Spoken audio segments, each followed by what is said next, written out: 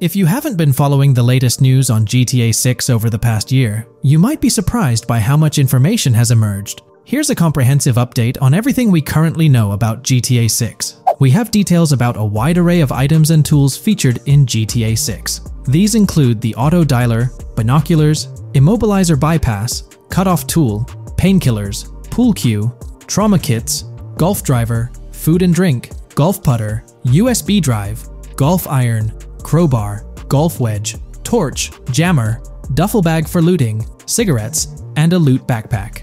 Let's discuss the game engine.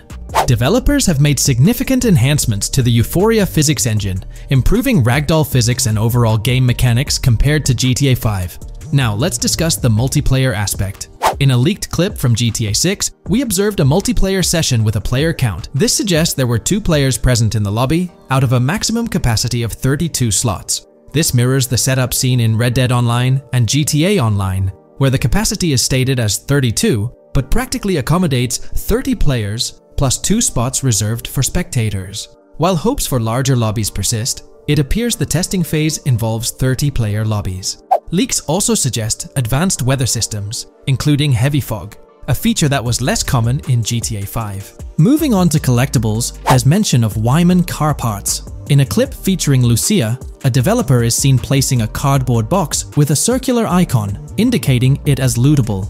Debug text on this box identifies it as collectibles car parts, and Wyman car parts boxed generic used, suggesting players can collect car parts, possibly tied to a character named Wyman who shares a passion for classic cars with Jason. Regarding collectible hats, there's footage of Jason in an apartment where a developer interacts with a hat labeled as an ambient collectible hat. According to debug text, this hints at the inclusion of clothing items as ambient collectibles within the game. Additionally, a comprehensive list of all brands featured in the game is provided. While some brands may be integral to the story, many are included for realism and immersion. The list is displayed on screen for viewers to pause and inspect at their leisure. Similar to Red Dead Redemption 2, the weapon wheel in GTA 6 will be divided into 3 sections: weapons, equipment, and gear. Notably, players can dual-wield different weapons and access a quick item inventory displayed in the bottom left corner of the screen. While leaked recreations of the weapon wheels provide a glimpse, it's expected that the final version may evolve during the game's development. In a video snippet, an NPC is observed shooting at Jason, triggering a health tip to appear on the left side of the screen when Jason's health decreases. Additionally, the game will feature lighting and skybox systems, similar to those in Red Dead Redemption 2. Promising improvements such as volumetric clouds and better lighting effects. Speaking of criminal activities, noteworthy events include the Hank's Waffles heist, where Jason and Lucia pull off a daring robbery. Other clips suggest Jason possesses an ability to perceive through walls. Additionally, there are events focused on searching vehicle trunks, which may yield valuable items or nothing at all. Lastly, delivery and pickup warehouse events are mentioned for Port Gellhorn, though specific details are still unclear. When it comes to accessible buildings, GTA 6 offers a wide range, including the Malibu Club, a pawn shop, Jack of Hearts Club, supermarkets, bars, restaurants, apartments, and laundromats, all enriching the immersive experience. Players will also have the ability to command the other character during a robbery. In leaked footage, a prompt advises players to either check in with Jason or hold for more options, indicating the potential to issue commands to your partner during a heist. This feature aims to streamline gameplay, enabling effective control of both characters simultaneously. Unlocking doors and gates is also demonstrated, as shown in a video featuring Jason in the San Forsan area.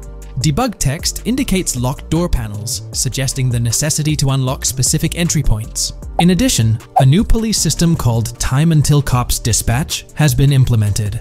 Now, when you commit a crime, the police won't immediately arrive.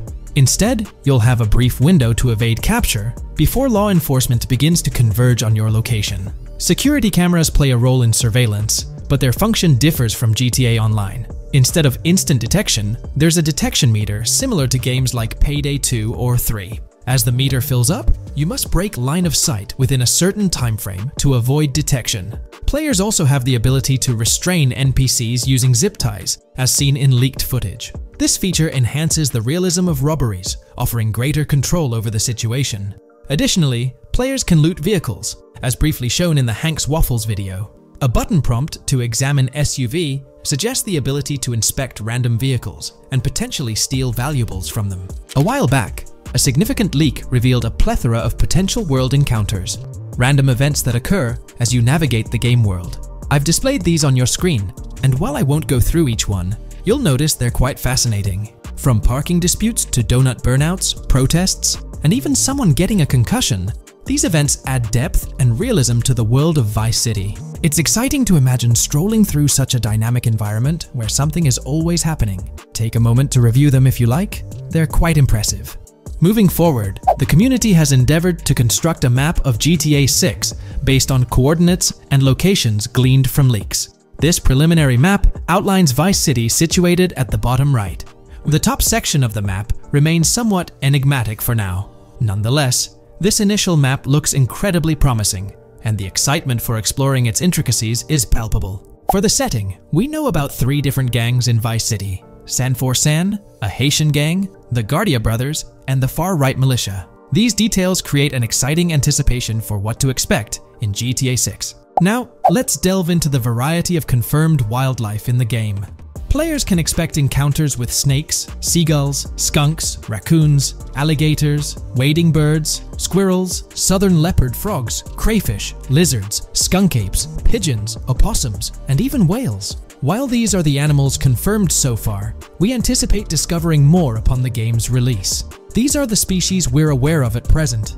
Fences in GTA 6 are not just physical barriers to jump over or drive through. They are individuals involved in illegal transactions within the game.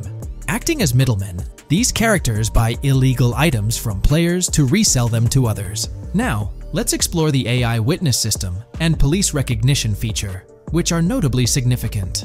In the Hank's Waffles robbery video, beneath the wanted level stars, there's a mention of full description, suggesting that witnesses can provide detailed information about you. This implies that once identified, the police will recognize you. When Lucia enters a police vehicle, there's initially no vehicle description, but this quickly changes to a full vehicle description. This indicates that law enforcement will possess detailed information about your vehicle.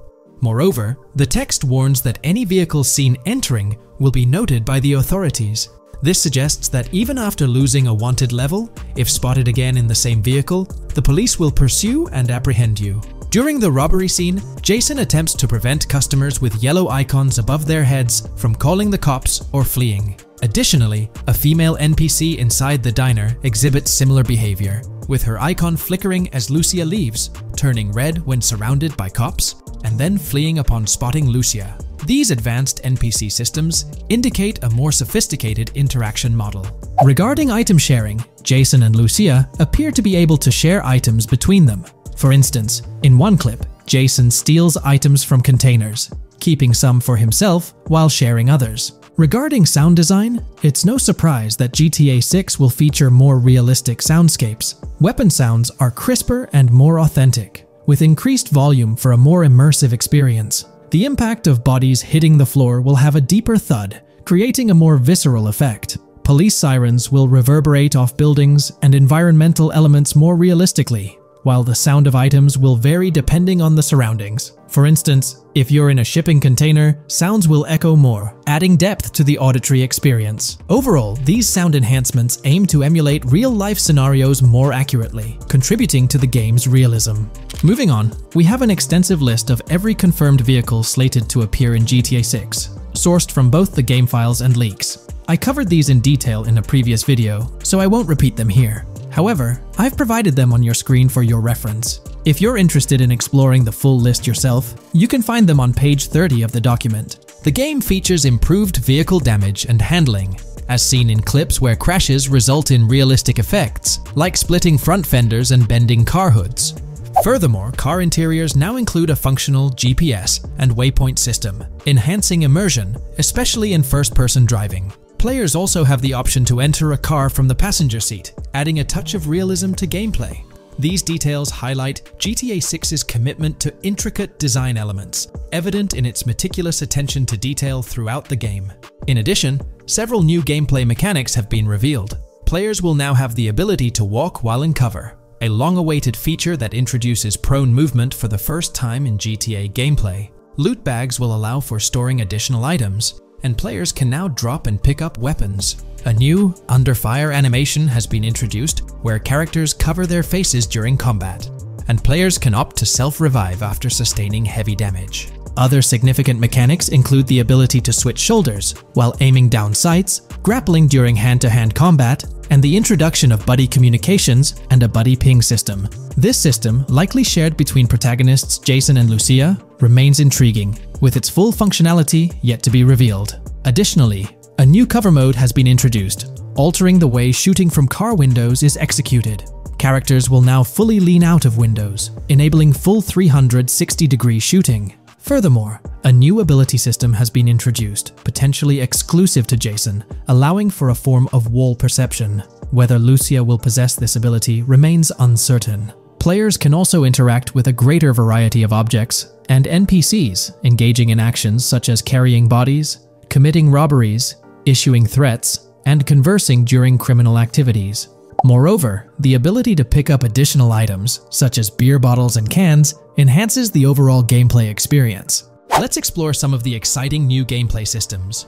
Firstly, there's the introduction of money laundering, hinted at during the Hank's Waffles robbery. An icon found near the car wash property featured a washing machine with a dollar sign, suggesting potential opportunities for money laundering. This implies that players may be able to purchase properties with the intent of laundering money, although specific details on mechanics remain undisclosed. Nevertheless, it appears players will once again have the option to acquire certain types of businesses for illicit activities. Additionally, there's a confirmed lineup of weapons, which includes a rocket launcher, assault rifle, baseball bat, polymer pistol, knife, bolt-action sniper rifle, Molotov cocktail, spear gun, which is intriguing, smoke grenade, compact SMG, flashbang, micro SMG, sniper rifle, heavy machine gun, auto rifle, and pump-action shotgun. Moreover, glimpses of Jason in various states, sporting different hair lengths and facial hairstyles, suggest a hair growth system akin to Red Dead Redemption 2. This feature seems highly likely given the game's lineage. In terms of sustenance, players can consume items directly from their inventory. In a scene at a gas station, Jason adds wine, soda, and fruit to his inventory, highlighting the ability to eat and drink on the go, akin to mechanics seen in Red Dead and GTA Online. In GTA 6, you can expect to encounter raccoons rummaging through trash cans and stealing food bags. This is evidenced in the game files, which document 3 world events: raccoon climbing out of garbage, raccoon rummaging through trash, and raccoon stealing food. While there are numerous intricate details to explore, we've uncovered a multitude of confirmed locations spread across Vice City and its surrounding areas. Naturally, Vice City serves as the central hub, encompassing neighborhoods such as Edgewater, North Vice City, Rock Ridge, Little Haiti, Vice Beach, South Beach, Washington Beach, and Key Biscayne. Additionally, there's Port Gellhorn, which appears to be a distinct city akin to Sandy Shores or Palito Bay from previous games. Other notable spots include Yorktown, Ambrosia, Sundown, The Keys, La Pearl, Red Hill, Lake Leonida, Hamlet, Stockyard, Homestead, Grass Rivers, Ikenfaka, various underwater locations, and more. Each of these locales is meticulously detailed, with numerous mini locations nestled within them. It's remarkable how much information we already have about the game's expansive geography. In GTA 6, if your character sustains injuries, health will regenerate slowly over time. To expedite recovery, you can access the weapon wheel and utilize a healing item. Unlike GTA 5, where health only regenerates up to 50% naturally and requires snacks for full recovery, GTA 6 appears to allow for natural regeneration to full health, albeit at a slower rate. While not officially confirmed, it's implied that using a medical item will accelerate this healing process. Regarding open-world activities, there are 7 confirmed activities thus far: dice, golf, fishing, races, adventuring, shipments, and delivery van events. A video showcases a delivery van event near the industrial area of Port Gellhorn, featuring active security cameras that add complexity to potential heists. 2 distinct event types mentioned in the events list are Pragmatic Cool and Chaotic Romantic, introducing a new event type called Cop Trap, strategically placed in various locations across the map. The confirmed locations are displayed on your screen, indicating that law enforcement will deploy different tactics to apprehend you. Next, let's explore the array of new features spanning 2 full pages. Firstly, an enhanced AI system is showcased in a video, where enemy AI targets Lucia once she turns around. These adversaries demonstrate improved decision-making, adapting their shooting tactics dynamically based on the situation. Notably, they adjust their positioning relative to nearby objects, aiming to avoid frustrating head-glitching tactics. Additionally, they display more tactical behaviors, such as lowering their profile during reloads and employing lateral strafing while firing. NPC behavior has also undergone enhancements, with AI groups no longer wandering individually, but moving in clusters, reminiscent of the dynamics seen in Red Dead Redemption 2. This is evident in a video where Lucia encounters a group of tourists engaged in conversation as they pass by. This enriches pedestrian interactions beyond the independent roaming seen in GTA 5, now featuring diverse groups and even couples strolling together, enhancing the game's realism. A new gameplay feature allows players to surrender to the police during a robbery, introducing an intriguing dynamic with consequences yet to be fully revealed. Additionally, players can purchase gumballs from vending machines, potentially serving as a health boost, although specific effects remain speculative. Similar to GTA 5, your character's attire will accumulate dirt over time, adding a layer of realism. Hacking will also be a significant element, with Lucia seen carrying various hacking tools, though it's unclear if Jason will have access to these tools as well. This video, we're delving into the most recent iteration of the GTA 6 mapping project. Our focus centers on a comprehensive analysis of the map's latest updates, incorporating newly unveiled areas and event coordinates derived from leaked information. Additionally, we will explore fresh insights from the initial official trailer, including the revelation of an accessible plaza. A noteworthy aspect we'll be dissecting is the potential expansiveness of the map, hinted at by newfound highway evidence in the trailer. Furthermore, we'll examine a conceptual representation illustrating the potential magnitude of the GTA 6 map. The trailer also provides a glimpse of Starfish Island, a detail we'll thoroughly cover in today's session. Let's initiate our examination by diving into the GTA 6 mapping project. For those not aware, this stands as the most extensive and refined community-driven mapping endeavor, aiming to deduce the GTA 6 map with the utmost accuracy. This endeavor leverages evidence from leaks and the primary official trailer. In our previous map analysis, we scrutinized significant alterations in the Bordgorn and Grass Rivers areas, expanding the map to an impressive 18 by 8 kilometers. However, today's exploration will predominantly focus on alterations in the Vice City region. Rumors suggest that the GTA 6 map will encompass 3 major cities, with Vice City and Portgorn being the identified urban centers so far. Vice City, drawing inspiration from Miami, and Port Gilhorn, a fusion of Gulf cities in Florida. The speculated third city could possibly be modeled after Orlando or Tampa. Earlier rumors hinted at Yorktown being the third city, approximately aligning with Tampa's location. However, intriguingly, structures observed in leaked material from Portgorn were reminiscent of Panama City. Rockstar appears to amalgamate elements from distinct cities to craft a unique virtual landscape. Turning our attention specifically to Vice City, notable modifications are discernible in the Stockyard and Crosstown area. While these alterations may not be immediately apparent, a thorough comparison with the prior map iteration reveals notable changes in street layouts for improved connectivity, building positions, including the relocation of the Jack of Hearts nightclub, featured in leaks and the trailer, signify significant shifts. Adjacent structures visible in the trailer's music video shoot scene have undergone subtle rearrangements. A noteworthy addition to the GTA 6 mapping project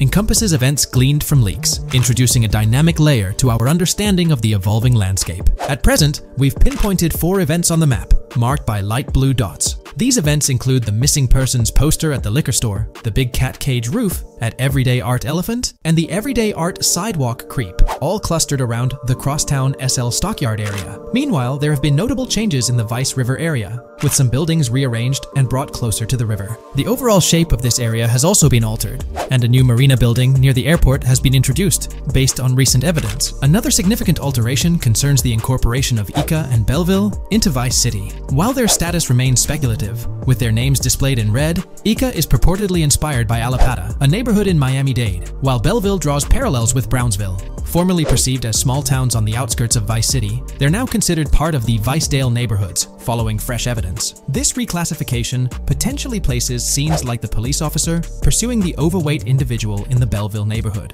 Furthermore, a notable discovery linked to Tommy Vercetti's mansion has surfaced. Star Island's inclusion in the game has been confirmed, evidenced by its appearance behind the Rockstar Games title, and in a scene featuring a bikini-clad woman. This revelation solidifies its status as a game location, with strong ties to the original Starfish Island from GTA Vice City, where Vercetti's estate was situated. The prospect of encountering the mansion in-game, whether as an accessible structure or an abandoned relic, remains uncertain but tantalizing. The mention of Star Island remains speculative, as indicated by its red font, leaving the possibility open for it to be renamed Starfish Island or something else. These developments encapsulate the latest updates to the GTA 6 mapping project. Additionally, let's delve into a Reddit post that has garnered attention. I'm still very intrigued by the prospect. This is a full accessible plaza. The full access plaza featured in the trailer has piqued my curiosity. This snapshot is captured during a scene where Jason and Lucia evade the police momentarily. Positioned on the right side of the frame is a sign, presumably denoting a mall within the game. Notably, several brand names, including Kowalski, Callis, Scala, and Alpha, are visible on this sign. Furthermore, a portion of the mall's name briefly appears, starting with Ever. Could it be Evergreen Plaza or another variation? The answer remains elusive, and we'll have to await further developments to unravel this mystery. I can pretty much bet on it that this shit will indeed be fully accessible. Most of the signs on that structure look to be clothing and accessory shops, which would easily mean it's accessible to us. I'm really hoping the mall makes a return in this one and will serve kind of as a player hub when online drops. Oh, that would be good. Maybe a spot where you can't attack. Could meet people to join up for races, heists, etc. That would be pretty neat. Now let's shift our focus to some additional findings that might provide evidence for the existence of the third major city in GTA 6. Furthermore, we'll explore why the actual map size of GTA 6 could potentially surpass the estimations derived from the mapping project. Possible map length. Since we don't know what's in the northern part of the map, and we're not sure if it ends where the current mapping project suggests, I thought the map could look something like this. I get that a map like this might be 4 times bigger than GTA 5, so it could be a lot, but we can't be sure about Rockstar's plans. I also think so, because on the east coast of the current map, we have Vice City's predicted beach areas going almost to the very top.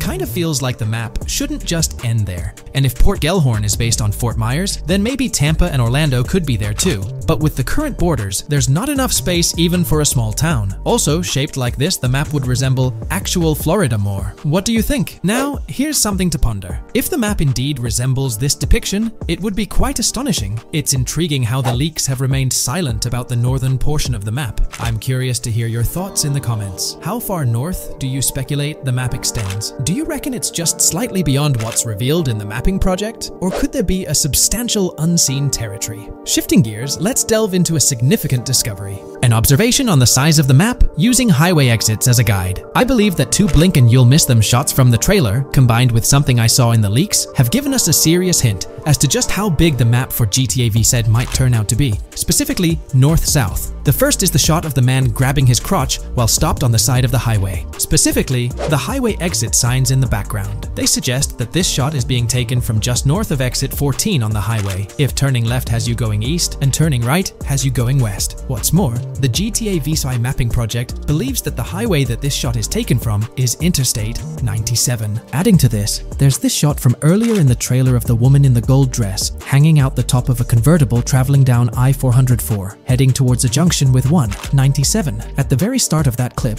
you can catch the exit number on the sign she's driving under. You can't see all of it, but to me, it looks more like exit 18 than exit 1B. This one is more speculative though. Now, I'm about to get into the leaks, so I can't post any pictures. There's a clip in the leaks of a red ute heading northbound on 197 towards the exit 13 AB junction that takes 1 to Washington Beach and Ekanfinaka before crashing. The mapping project has been using the leaks to create their maps, and they've placed that stretch of 197 north of Mr. Crotch Grab from the trailer, running through the Stockyard neighborhood. This to me indicates that the highway exits are going to follow a realistic number pattern, with the number increasing or decreasing decreasing for every mile traveled. The question is, where does this put exit 12? Exit 11? All the exits going up to 1? I've taken the latest version of the Mapping Project's map and pointed out where exits 14 and 13 are located. Then, extrapolating from there and using the map's grid as a handy guide, I drew where all the exits further down the numbering scheme might be located. I ran out of room to put exit numbers at #9. If 97 is going to keep following the same numbering scheme all the way north until it hits exit 1, then it's likely that the map is going to be far bigger than we currently think it is, and what's been shown and plotted out so far. In fact, I think the only reason nothing's been plotted up there so far is because so much so far has focused on Vice City and its environs. 404.2 could wind up running just as far north, allowing for a few extra miles and exit numbers to accommodate it crossing the Everglades grass rivers before turning north, as I-75 in real life does. Bottom line, the map for this game is going to be enormous. There's been some chatter among you all about another potential scenario, the possibility of I-97 serving as a loop highway encircling the map's perimeter, similar to GTA 5. While this is a valid consideration, I've largely dismissed it due to a straightforward reason. As previously mentioned, I-44 boasts exit numbers and highway markers that suggest its considerable length, likely extending westward until it reaches the Gulf of Mexico before veering north, mimicking the real-life trajectory of I-75. If the map's northern boundary remains close to its current cutoff point and I-97 extends west and south extensively, then it's plausible that I-44 would mirror this pattern in the opposite direction.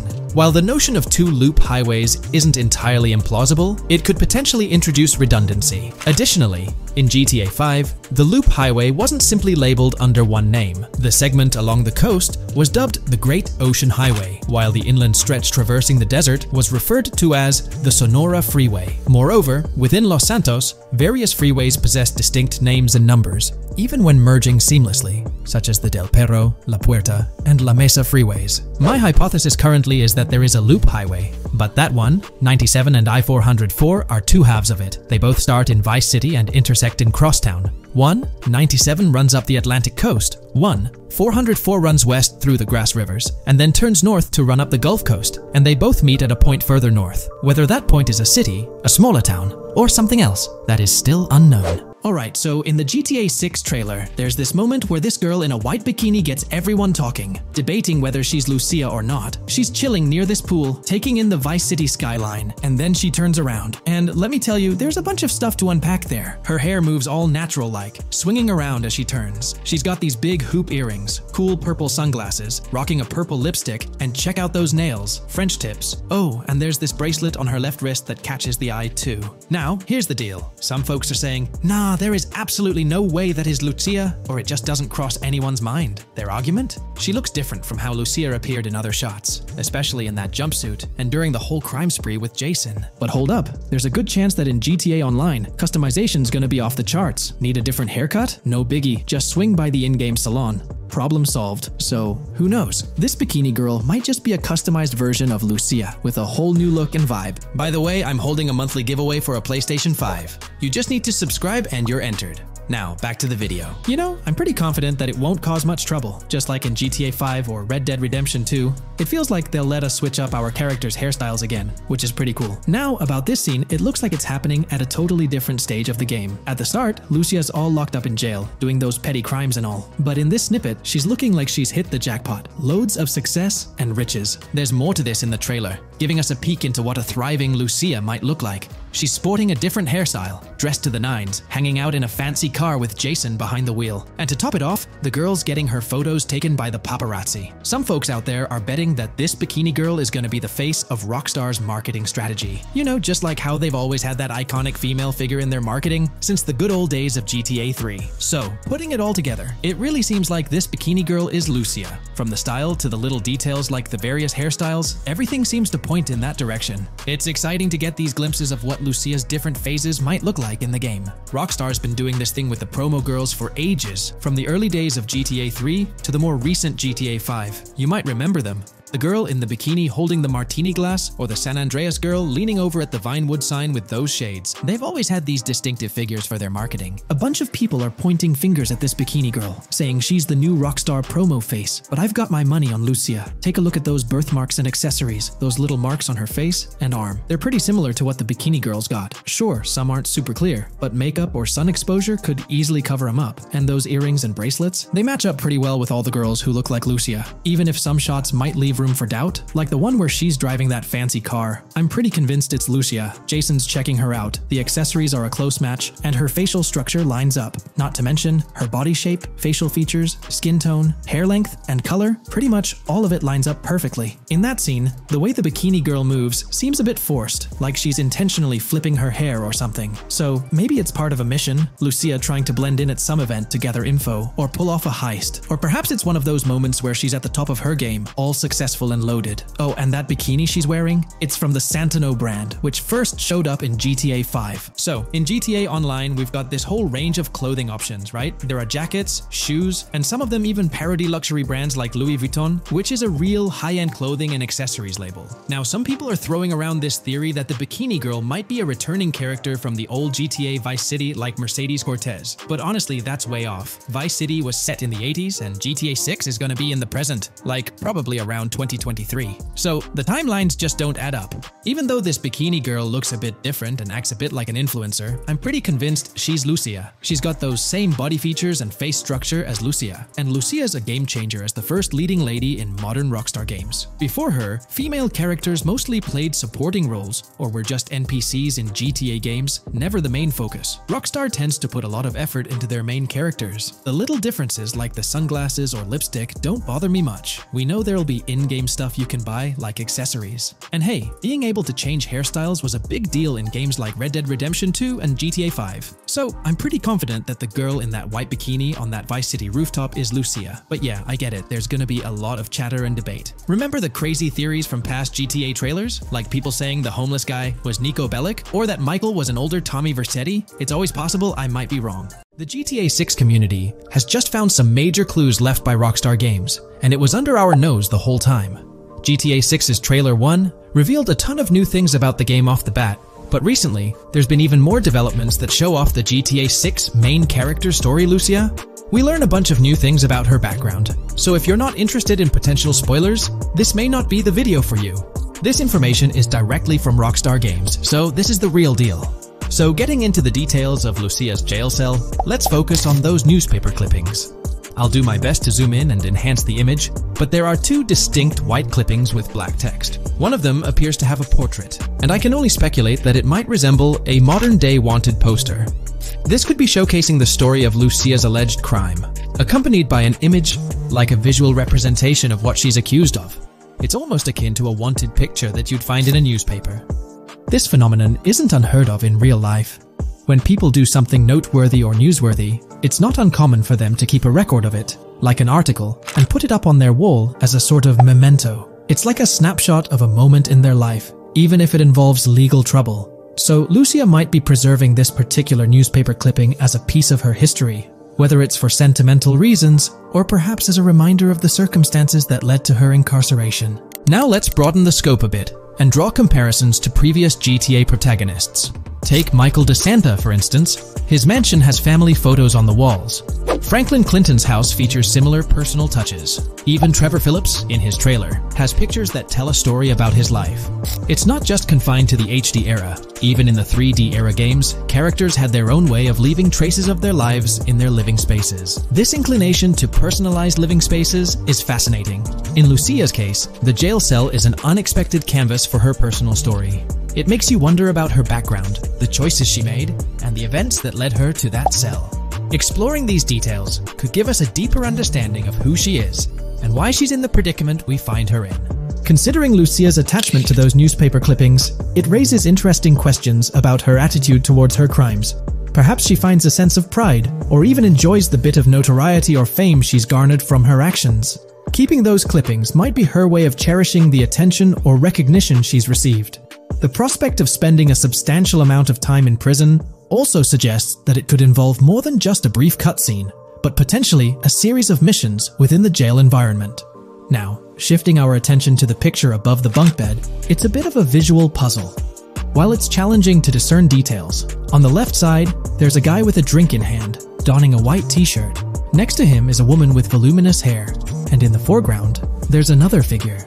This composition raises the question of whether these individuals could be Lucia's family. The dynamics and connections between characters are often crucial in unraveling the narrative of any GTA game. Acknowledging my limited knowledge about jail life, it's uncertain whether inmates generally have the privilege of keeping photographs with them as mementos. However, in this specific scenario, it appears that Lucia can.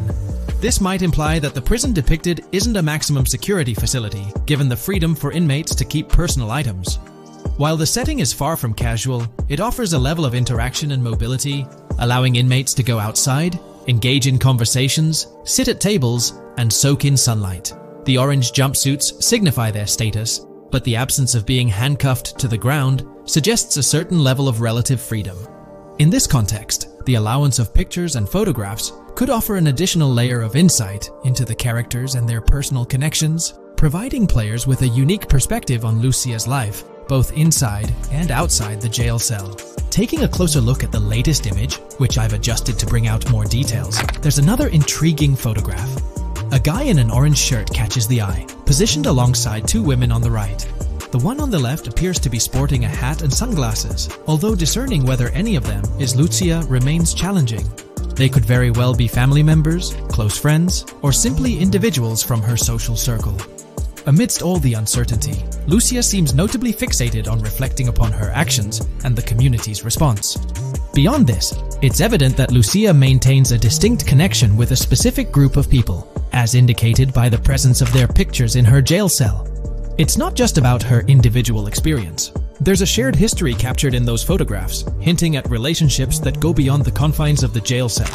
Directly below the image featuring the guy in the orange shirt and the other girls, there's yet another photograph.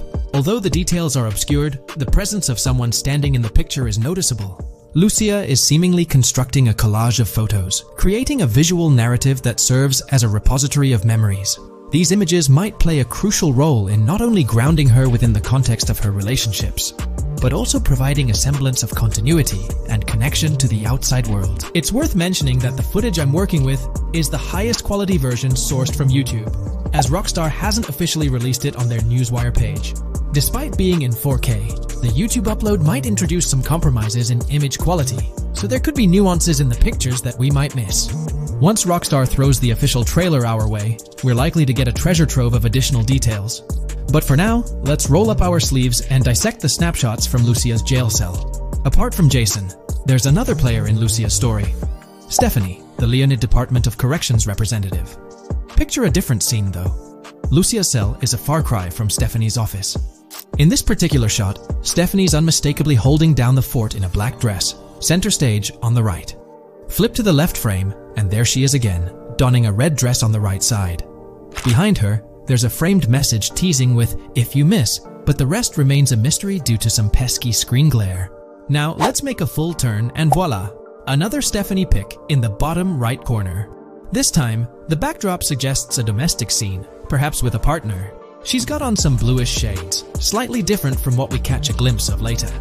The background paints a more vivid picture, a collection of books, pamphlets, a conspicuous high-visibility vest, and yet another potential newspaper clipping.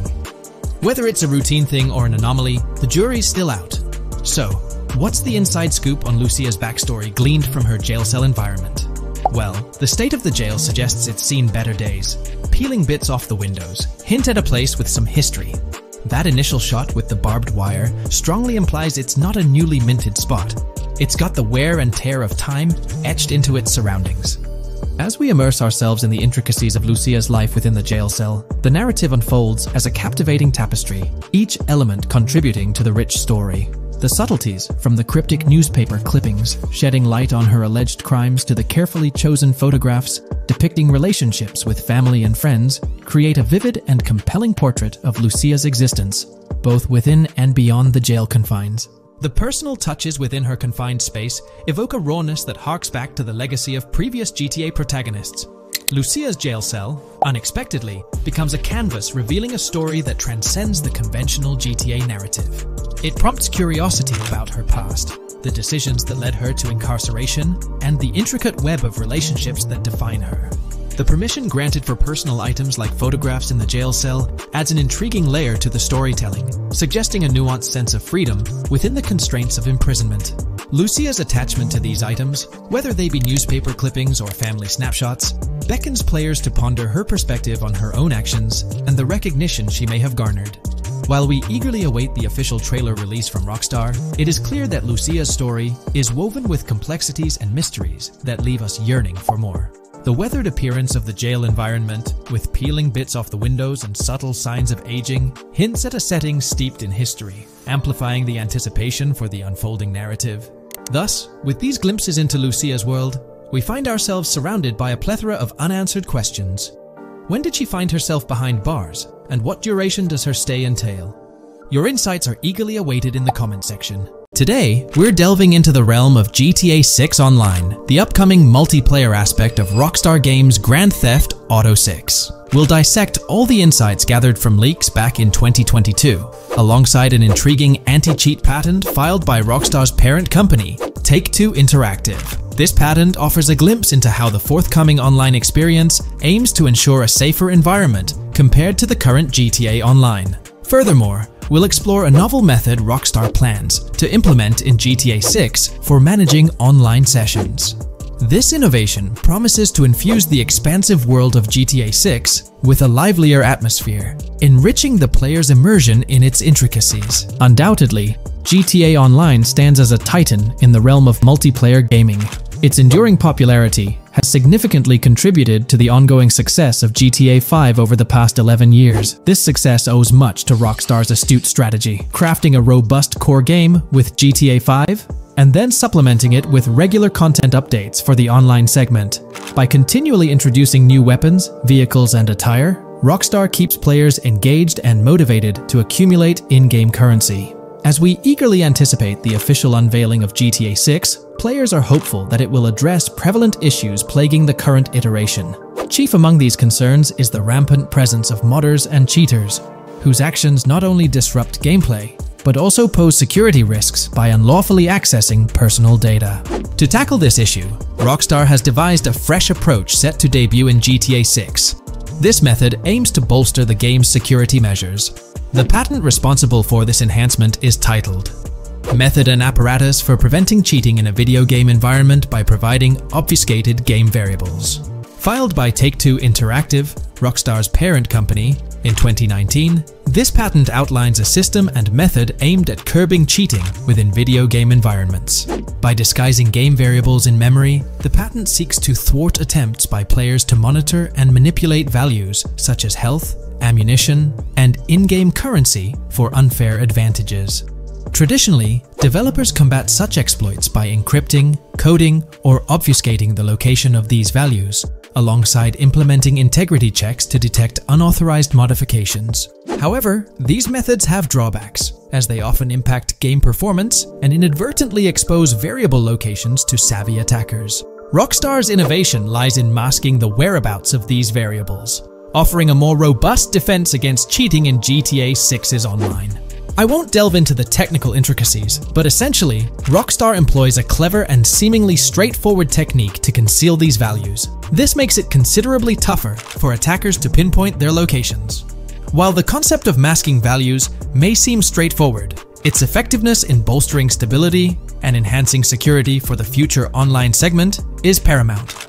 Moving forward, let's turn our attention to the next patent, titled System and Method for Session Management in a Multiplayer Network Gaming Environment. Filed by T2 Interactive in 2021, this patent addresses disclosed are systems and methods for session management. The disclosed system allows for seamless merging and splitting of network sessions in a multiplayer network gaming environment. Seamless session management allows dynamic movement of players in a virtual world during gameplay without unnecessary loading and/or stalling. As the players in the virtual world move around, the management of active game sessions can be improved to affect a more realistic perceived population. In this patent, Rockstar highlights the crucial role of online components in the success of many games, citing GTA Online as an example. They emphasize the challenges of managing network technology and resources to create a vibrant virtual world. Traditional MMO games often face limitations in session management, with some opting for single sessions that may restrict the depth of content due to increasing player counts. Others utilize multiple sessions, which can hinder feasibility, especially in peer-to-peer exchanges like in GTA Online. To address these issues, Rockstar has developed a pioneering system for seamless session management. This innovative approach enables fluid splitting and merging of network sessions, allowing for a more immersive virtual world free from hardware and software constraints. Allowing players from different sessions, but in the same virtual area of the map, for example, to be merged into a single session. This allows players from previously different sessions to come across one another, thereby making the virtual world seem more populated. As an additional advantage, seamless session merging handles many network failures silently. In prior art systems, a player who loses network connectivity can be kicked out of a session and may not be able to rejoin because they are in a session by themselves. However, the Session Management System 100 allows for a disconnected player to exist in a session by themselves for a predetermined period before they are reconnected to the remaining players in the session or can be joined with another session. The method begins with monitoring a triggering event. In some embodiments, the triggering event defines when to merge two sessions or split a single session. For example, when the object, virtual players, are in the same session, move physically apart from another, the object by a predetermined virtual distance, this triggers the session management system to split the session into two different sessions. Likewise, if objects from two different sessions are within a predetermined virtual distance from one another, the session management system and merge the sessions to allow interaction between objects of the respective sessions. Other instances of monitored triggering events encompass various player and object actions, including changes in position or visibility, player entries and exits from the virtual world, and game-related activities like mission completions or tutorial beginnings. Rockstar's solution ensures seamless management of these events, preventing inconsistencies such as duplicated objects during session transitions. This approach accounts for factors like virtual geography, team management, networking resources, and social relationships to maintain continuity across sessions. For example, once a session is split, there can be two sessions, each with their own distinct copy of an object. Avoiding this split can avoid players that intentionally duplicate valuable objects to exploit virtual game economics. If these two sessions were to later merge, there can then be two identical objects in the same session. In this manner, the session management system advantageously avoids object duplication when two players are merged following a split. I trust that I've conveyed this information clearly. The implementation of this new system in GTA 6 promises to enhance the game's atmosphere, ensuring a more bustling world while maintaining a high level of detail throughout. Now, let's delve into what we've learned about GTA Online from the leaks of 2022. Multiplayer. In the bottom left in one of the clips, one can see there are two players in a 30-player lobby. This is because there are two slots for spectators, similar to GTA Online and Red Dead Online. There is also a reference to the script host. After that, there is a code which is either the session host or game master. Based on the information gathered, it seems probable that peer-to-peer connections and 30-player lobbies will make a comeback in GTA 6 Online.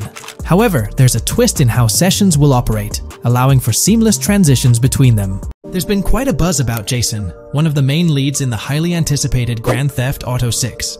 People are spinning theories left, right, and center, suggesting he might be an undercover cop, an agent, an ex-cop, or even someone with a military background. It's been the talk of the town ever since the first official trailer dropped. Now, I've got to warn you, what we're about to discuss might just spoil a bit of the GTA 6 storyline for you. But hey, if you've been keeping tabs on the GTA 6 grapevine, chances are you've already heard murmurs about these theories. Now, I gotta stress, folks, that as exciting as these speculations are, they're just that, speculations. Nothing set in stone. But here's the deal. There are some interesting things in Jason's outfit from certain glimpses in the trailers and Rockstar's promotional stuff that sort of fuel these speculations. They're like breadcrumbs teasing us about Jason's potential undercover identity. So today, I'm here to unravel these clues and take you through the evidence we've got so far. We'll start with the very first trailer of Grand Theft Auto 6. You know, the one that set the internet on fire? We'll dissect it bit by bit and get into the nitty-gritty of this theory that's got the GTA 6 community all hyped up. And it's not just about the trailers, folks. Oh no, there's a whole treasure trove of articles out there discussing findings made by fans, diving into details, and connecting dots. We're gonna sift through all that too. And hey, while we're at it, let's not forget about the actors. There's been some chatter about who might be stepping into the shoes of Jason in this game. So we'll toss that into the mix as well. There's plenty to unravel, and we're here to explore every nook and cranny of this speculation, piece by piece. So grab your favorite snack, get comfy, because we're about to embark on a journey through the GTA 6 speculations, theories, and rumors about Jason. Let's start off by jumping into this interesting Reddit post. I've seen some speculation that Jason is an undercover cop makes sense since we see first-person gameplay of a police raid. I'm guessing he falls in love with Lucia, and his storm between his duty and his love could be not true, but it seems like it would be a good twist in something Rockstar would do. Okay, let's take a deeper dive into this scene where we encounter these 4 police officers. They're pretty unmistakably cops with that distinct police badge on their body armor. It's crucial to note the small details here, especially regarding their attire, as it might hold some key information. Now, among this squad of officers, there's one guy who stands out from the rest. He's chilling on the far right, sporting a casual white tank top, while the others are all suited up in body armor, their caps turned backward. This difference suggests a hierarchy within the group, making us wonder if this dude's perhaps a higher up or holds a different position within the force. The intriguing part, though, is the context of this scene. It feels like a pivotal moment, almost as if these officers are significant characters in the narrative. But let's pump the brakes a bit. It's all speculation at this point. We can't be certain of their importance or their roles in the storyline just yet. Now, let's loop this back to Jason, the main focus of our attention. There's a striking connection here. The cop on the far right and the one in the middle, both sporting these distinct olive green cargo pants. These pants seem to be a part of their uniform, something that catches the eye. But here's the twist. The same style of cargo pants is seen on Jason in the official Grand Theft Auto 6 artwork released by Rockstar. Coincidence? Maybe, but it feels like too much of a match to ignore. What's up with these pants? Is it a fashion trend among the police force in the GTA 6 universe? Or could it be hinting at a deeper connection between these officers and our protagonist Jason? The plot thickens, and we're left to ponder the significance of these subtle visual cues. Is there a backstory linking these officers to Jason? Or is it merely a design choice by the creators to establish a visual pattern? We're left with questions, my friends. Questions that make us itch to uncover more about this intriguing storyline. So, buckle up as we continue this investigation, piecing together clues and theories, aiming to decipher the enigmatic links between these officers and our mysterious main character, Jason. There's a whole world of possibilities waiting to be explored within the realm of Grand Theft Auto 6. Let's dive into this article by Exputer that further supports this rumor. GTA 6 fans have been busy digging into the lore of both protagonists since the trailer dropped. It appears that users may already have found notable details about Jason. A slew of forums and posts have popped up with speculations with evidence that complies with prior findings. A post by the Redditor, Jack_Torrance80, on the GTA 6 subreddit solidifies the past rumors that clarified that Jason would start the game as a cop. The pants worn by the protagonist in the GTA 6 poster are a part of the official uniform of Miami-Dade Police. The green cargo pants are the same color used by the Miami-Dade Police SWAT team. Additionally, the inclusion of body cam footage in the trailer may also imply his past background as a cop. It is speculated that he was dismissed from the service during the events of the game, having to continue his life as a petty thief. In the side-by-side comparison, you'll notice something intriguing. Those pants on the right in the image are an exact match to the ones worn by those police officers in the trailer clip. The detailing with those black bands and the gun holsters, it's all there. But here's where it gets interesting. Jason, in the official artwork, doesn't seem to have any of those gun holsters. It's as if he decided to part ways with that gear when he left the police force, holding onto only those distinctive pants. Now, about that white tank top he's sporting in the artwork, it bears a striking resemblance to the one worn by the cop, positioned on the far right in that clip. It's these little connections that make you wonder if there's more to it than meets the eye. Could it be a deliberate choice by the creators to hint at Jason's past, subtly linking him to the law enforcement world? Or is it just a coincidence? In the comments of the Reddit post, a user says, "He is probably a dismissed cop or soldier, got too desperate and started to do petty crimes." Lucia brings him the local connections and scores, and he uses his former police training skills in weaponry and vehicles, a dismissed corrupt cop or soldier, a freshly out of jail ex-prisoner. Victor Vance and Tommy Vercetti. And there could be more parallels between these two pairs of characters if you think about it. Vic was being betrayed again and again in his storyline. When he finally decided to quit, his brother pushed him to enter another deal with Tommy, which eventually killed him. Tommy, on the other hand, is a more cunning and ambitious person. He promised Rosenberg to leave him a piece of his Vice City empire, but later abandoned him and left him exiled in Las Venturas. These observations really bring up some compelling comparisons, especially when looking at Tommy Vercetti and Victor Vance from previous GTA installments. There's a chance we might see echoes of similar themes or storylines reflected in GTA 6, which lines up nicely with what Rockstar teased in the trailer. Let's zero in on Jason's haircut. It's clean cut and short, a style often associated with law enforcement or military personnel. That detail might not be just a coincidence. It could be a deliberate choice by the creators to hint at Jason's past as an ex-cop or someone with a military background. It adds an extra layer of depth to his character, don't you think? I'm genuinely interested in hearing your take on this theory. There is a lot of evidence supporting this theory, and it might be a major deal as we might be working with the police possibly in GTA 6. That would be a completely new gameplay element in the GTA series, so we have a lot to look forward to. Tell me, what are your thoughts and opinions about Jason's potential background, whether he's linked to law enforcement or not, as it could shed more light on this intriguing speculation. Hey there! In this video, we're diving into an upcoming terrain system in GTA 6, brought to you by Rockstar Games. Additionally, we'll explore some cool graphics enhancements like ambient occlusion, global illumination, and material tinting slated for the next GTA. The scoop comes straight from an official patent filed by Take-Two Interactive, Rockstar's parent company. So let's kick things off by checking out the patent titled Method and Apparatus for Enhanced Graphics Rendering in a Video Game Environment. According to Rockstar Games, the rendering of real-time graphics usually happens in a pipeline setup like this one. At the core of it, the process kicks off by handling 3D vertex information, moving on to render pixel-level details like light, color, and shadows. In the current systems, one or more shaders are employed for this pixel-level rendering. These shaders are essentially programs that operate on the GPU. The challenge in rendering lies in finding the right balance between realism and detail, while ensuring smooth performance, aiming for that higher frame rate. For example, a virtual world should illustrate various terrains that mirror a number of lifelike geographical areas. Each of these terrains can provide unique interactions with a virtual character in the video game. By way of example, a virtual player traveling through sand or snow should leave footprints that are different than the virtual player walking down a concrete sidewalk. However, because of the number of various terrains that need to be accounted for, and the unique behavior of each terrain, conventional graphics systems do not have enough processing power to account for dynamic terrain and the associated interaction with players of the game. So, Rockstar Games developed a shader system for efficiently rendering various types of terrain with high realism. Let's take a peek at the system. The world level map, visible in the bottom right, outlines all the different dynamic terrains, such as muddy, sandy, grassy, hard ground, snowy, and more.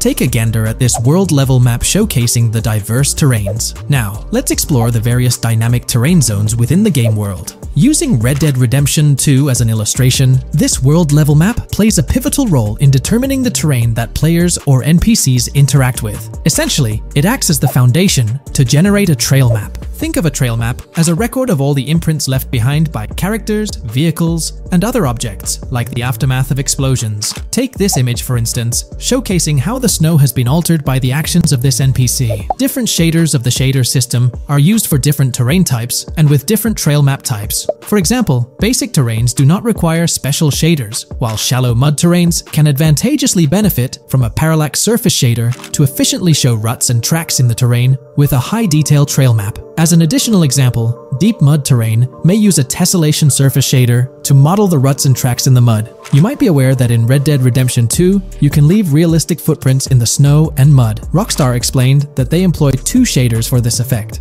parallax maps and desolation. These shaders create a convincing illusion of high-level deformation, where footprints appear on the terrain's surface. In reality, the surface is warped but not physically deformed, ensuring a smooth and polished movement experience. In GTA 6, they're applying the same technique to bring an extra layer of realism. This will be particularly noticeable with explosions, firing RPGs at the ground, walking through mud, or driving vehicles through it, each leaving distinct tracks based on the terrain. RPGs, for instance, will create crazy craters on the ground. This adds a significant level of interactivity, making it feel like you're genuinely impacting the game world in real time. Despite it being an illusion, the result will be remarkably realistic, akin to the snow in Red Dead Redemption 2. To sum it up, this graphics rendering patent encompasses the dynamic terrain, ambient occlusion, global illumination, and material tinting, all exciting new features making their way to GTA 6. Rockstar has invented and patented new graphics rendering systems, which aims to fix some of the problems of traditional graphics rendering systems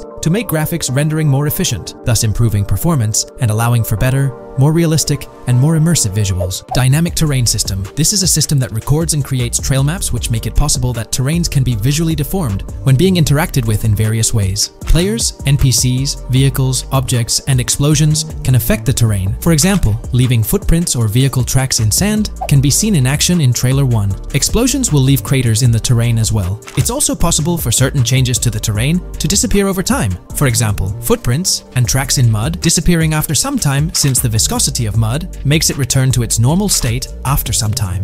There are different types of terrains, for example, muddy, sandy, hard ground, grassy, or snowy terrain. Each type of terrain will react differently. A sandy terrain will be more easily deformed than a grassy terrain, for example. In the initial part of our video, we delved into the rendering pipeline, which also incorporates a lighting stage. While conventional systems often utilize cube maps for pre-rendering lighting, it's worth noting that this is mainly for static elements. When it comes to dynamic characters, pre-computed lighting falls short in accommodating changes from objects within the scene. Although ambient occlusion can be pre-baked, it lacks the capability to update dynamically. Realism takes a hit due to this. Conventional systems often incorporate static lights to mimic reflected light, like sunlight bouncing off the ground and under a table. However, this static approach fails to update with changes in the light source. To address these challenges, Rockstar has patented new systems. Ambient occlusion. This is a graphics technique that can be utilized in multiple forms to determine how light and shading are displayed on an object. It can lead to darkened areas,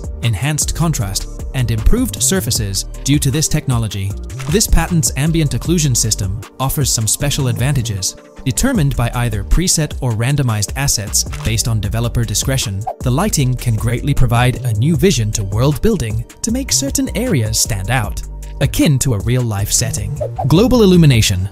Global illumination is a graphics rendering technique that models how light is bounced off of surfaces onto other surfaces in direct light, rather than being limited to just the light that hits a surface directly from a light source, direct light. Rockstar's system detailed in this patent uses a bounce map that is projected in a top-down fashion to determine reflected light off of the ground.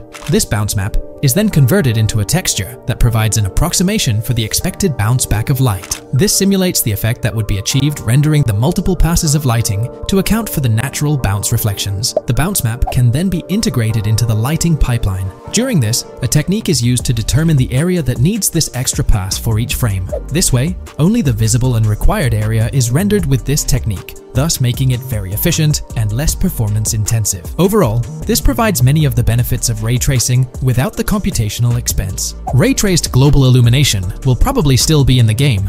For example, Lucia prison clip in Trailer 1. This special system is just a way to render large-scale global illumination efficiently. Now, let's touch on the final problem that Rockstar has addressed through this patent with conventional systems. Finally, as another example, to develop a rich and engaging game world, it is advantageous to populate the world with variations of similar objects. In other words, you do not want every simulated person, cow, gun, car, cart, ship, or animal generated in the game to look the same. Because the 3D model for many of these objects would be identical, variation was traditionally accomplished by creating different texture files to paint a different look on the object. For example, two variants of a cow model could be created, one with a texture to create a brown cow, and the other with a texture to create a black cow. These prior art systems created the desired variety at the cost of artist time, computer memory, and resources to maintain a multitude of different hand-authored variants for each in-game object. To combat this, Rockstar is introducing material tinting. RDR2 had a system that could tint the color of clothes to create far more variations on NPCs. This new patent is an evolution of that system and allows for creating of several in-game object variants from a single model. It can not only modify an object's colors, but other material properties, such as metalness and lighting parameters, or add additional layers to it, such as mud, snow, or dust as well. In today's video, we're delving into the character creation aspect of Grand Theft Auto 6 and exploring how in-game NPCs will be generated.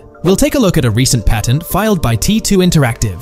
the parent company of Rockstar Games, which sheds light on the character creation process within the world of GTA 6. The patent reveals details about a new system developed by Rockstar Games, designed to streamline character creation and leverage the capabilities of current generation consoles more effectively.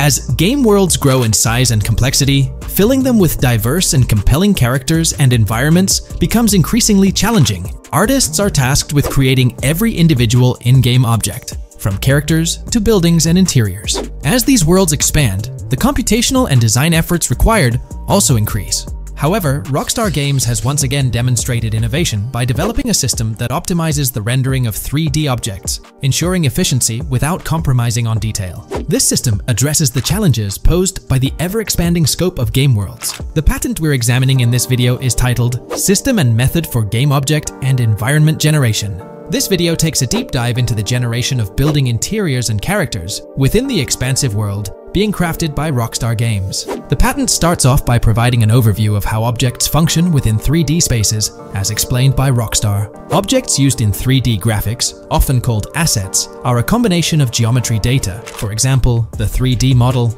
and data for textures associated with the geometry data. An asset may be formed of one object, or it may be a composite object made from a combination of objects. The objects that form a composite object may in different contexts be used as independent assets unrelated to the composite object, or they may always be used as a subset of a larger object. They've provided an intro to how 3D objects function in games, aiming to help us grasp the workings of their latest invention. Persons of skill in the art will recognize that many different sorts of assets, such as vehicles, can be made from collections of subcomponents. For example, one aspect of the game might require a room, say a dining room. That entire dining room could be considered one game asset, but it will likely be created from several other assets, such as a table, chairs, dishes, glasses, wallpaper, flooring, etc. The glasses and chairs are independent of the larger dining room asset. As another example, a virtual person in the game, such a background character in a scene, would also be an asset. A person asset might be made up of a number of interchangeable objects, such as legs, a torso, arms, a head, etc. Because the person is made up of interchangeable objects, a variety of different persona sets can be made by mixing and matching different constituent parts. But a body part like a torso might always be used as a subpart of a larger body object. Prior art systems generally include libraries of game assets. The systems and methods of the present disclosure add a metadata layer to these game asset systems and provide modified development and game architectures to take advantage of the new metadata layer. This metadata layer includes tags that are added to the object in order to provide useful descriptors. In a preferred embodiment, these descriptors are completely free-form and without context. This allows developers to specify information about objects as needed without having to be locked into a rich pre-configured schema. Rockstar's new system introduces an additional metadata layer and utilizes tags for enhanced functionality. In the next section, they provide examples illustrating how this tagging system will operate. For instance, characters and virtual beings within the game world will be assigned tags like skinny, chubby, average, attractive, ugly, young, old, and so on. They explain that this tagging system won't just apply to the 3D models or textures alone, but to the entire object package, which includes the model and its associated textures. Essentially, every aspect of a particular character will be tagged. For example, skin textures for elderly characters will be tagged as old, while arms and torsos for heavier characters will be tagged as chubby. They also list other tag examples provided by Rockstar, such as sporty, hipster, emo, preppy, nerdy, luxury, basic, new, worn out, business, and formal. Moreover, each component can have its own tag, and there can even be collections of assets with tags. Furthermore, they explain that all these assets can be stored on servers for easy developer access via an application programming interface (API). Additionally, these assets can be stored in various formats like XML, limited text, binary encoding, relational databases, and others, depending on the developer's proficiency. The systems and methods of the present disclosure further advantageously use the metadata via a rule set layer that uses the metadata to increase the speed and efficiency of game rendering, world or scene creation, game script execution, and rendering fidelity. In particular, the rule set allows designers to add context to the tags and to control their use by setting rules for the asset usage and the asset's interaction with the game and other objects. These rules are unrestricted and can be used to provide a wide variety of different capabilities and restrictions for objects. Let's take a look at how these tags will be put into action. For instance, if a jacket object is created, a tag like additional top garment can be assigned to it. Then, during gameplay, certain rules might search for this specific tag to identify objects like jackets.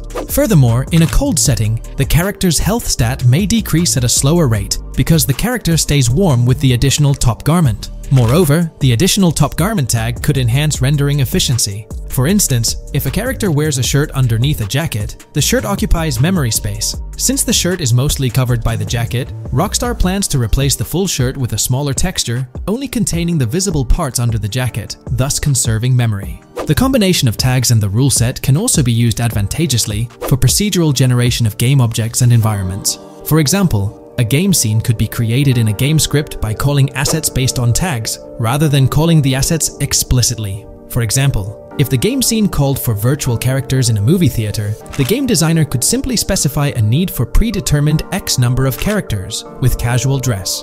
If the designer wanted a sci-fi movie playing at the theater, it might also call for a higher percentage than normal of characters tagged nerdy. The metadata rule set interface would interpret these general instructions at game runtime to randomly generate virtual characters fulfilling those needs. Additionally, this system offers increased efficiency. For instance, the entire character object doesn't need to be packaged before streaming to the GPU for processing. Instead, they can be generated directly on the GPU using existing model and texture assets. Of course, Rockstar aims to utilize as many preloaded GPU textures as possible, while maintaining a realistic variety in the scene.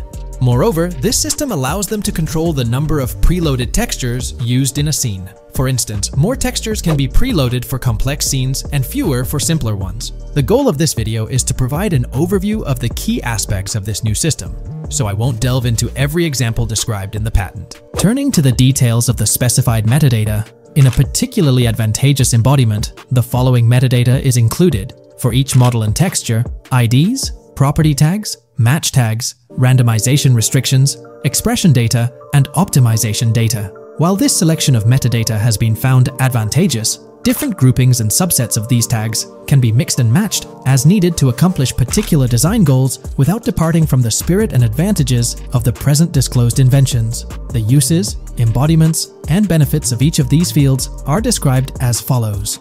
These elements constitute the metadata, and while I won't delve into each one individually, they essentially represent the various tagging methods Rockstar employs to organize models and textures. Today's video will delve into the latest iteration of the GTA 6 mapping endeavor. The developers have expanded and refined the GTA 6 map significantly, making it the most comprehensive fan-made project to date. It incorporates all available data from leaks and the initial official trailer. We'll explore the recent updates to the map and conduct a fascinating comparison between the current GTA 6 map and those of previous GTA games. Additionally, we'll examine a fan-created satellite view of the GTA 6 map, along with the inclusion of Tommy Vercetti's mansion spotted in the trailer. All of these elements will be discussed in detail throughout this video. Let's kick things off with the GTA 6 mapping project. Changes have been implemented across all regions of the map. To ensure we cover everything comprehensively, we'll begin our tour from the northwest and work our way down, addressing each modification along the journey. Firstly, the map's dimensions have been expanded from 16,000 by 16,000 to 18,000 by 18,000 to accommodate the newly added landmass. Each square on the map measures 500 x 500 meters. Based on the latest estimations, the map will be larger than before, requiring more space to accommodate all its features. Currently, the northern portion of the map remains unknown, which contributes to its perceived size. Hence, the map extends beyond what's visible on the screen. According to rumors, the GTA 6 map is speculated to encompass 3 major cities. Presently, we're aware of 2. Vice City, the largest city, and Port Gorn, which has undergone further expansion in the latest map update. The third location, Yorktown, is anticipated to be modeled after Tampa. Rumors suggest that it could be the third major city featured on the map. However, at present, there's limited information available about it in the leaks. The only indication we have is a sign displaying New York Tune within Port Gorn. Regarding Port Gorn, details are scarce apart from its name and general location. It's positioned north of Fort Killorn and east of Yorktown. Moving on, we encounter Hank Hill, one of the notable elevations in the game. Despite Florida's predominantly flat terrain, Rockstar has incorporated hills sporadically to diversify the landscape. Adjacent to Hank Hill are the Domed Hills, another series of elevated areas. Notably, the border of a river is highlighted in orange, indicating speculative terrain. Nonetheless, it appears to be situated in the vicinity of Red Hill, a small town positioned near Lake Leonida. The largest body of water, Lake Leonida, sits approximately at the map's midpoint, drawing parallels to Lake Okeechobee in real life. To the north of Lake Leonida lies Fairyland Forest, a wooded area neighboring Fairyland, a playful nod to Disney World. To the east of Lake Leonida, you'll find Ambrosia and Laurel, two additional small towns, along with North Beaches. Heading south from Yorktown, we reach Port Gorn, which has undergone expansion westward.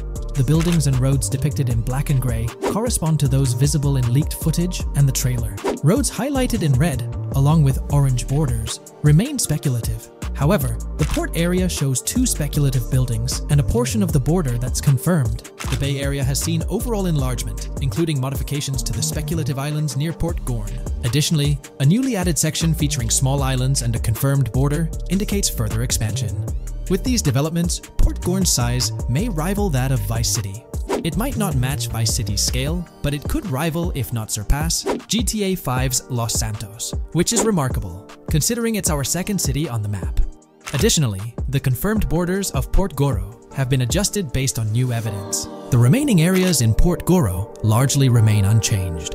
We still have Han Waffles Diner, surrounded by its buildings and structures, along with Port Gorn Motel, Gorn Bluff, the Pawn Shop, Port Gorn Raceway, Port Gorn Airfield, and the United State Prison.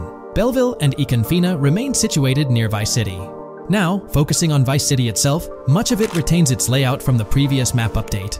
We observed the increasing density of the map, particularly with the Stockyard and Crossdown area now filled in, along with the hotels in the Vice Beach area. The proximity of the buildings to one another is quite striking. Additionally, the buildings on Pelican Harbor Island remain consistent with the previous update. However, there's been a recent discovery. I'd appreciate your thoughts on this matter in the comments below, as it could potentially be significant if confirmed. According to this viewer, they claim to have identified Tommy Vercetti's mansion in the trailer. They're referring to this specific mansion situated on the middle island, directly behind the enormous yacht. It bears a striking resemblance to his iconic abode, raising the possibility that it could indeed be the one. However, it's challenging to make a definitive judgment, since it's nighttime in the footage. It could simply resemble it, but it's difficult to confirm. Nevertheless, it would be fantastic if it indeed makes a return in the game. The recent update brought significant changes to Vice City, particularly with the Vice City port. This is where the scene featuring the bolt shot from the trailer takes place. Now, we have a clearer understanding of its entire border, with some buildings identified. There are two speculative buildings, along with some confirmed ones. The bridges have been updated, and there have been adjustments to the speculated Raya Way. Furthermore, the FLP Solar Amphitheater has been relocated northward based on new evidence.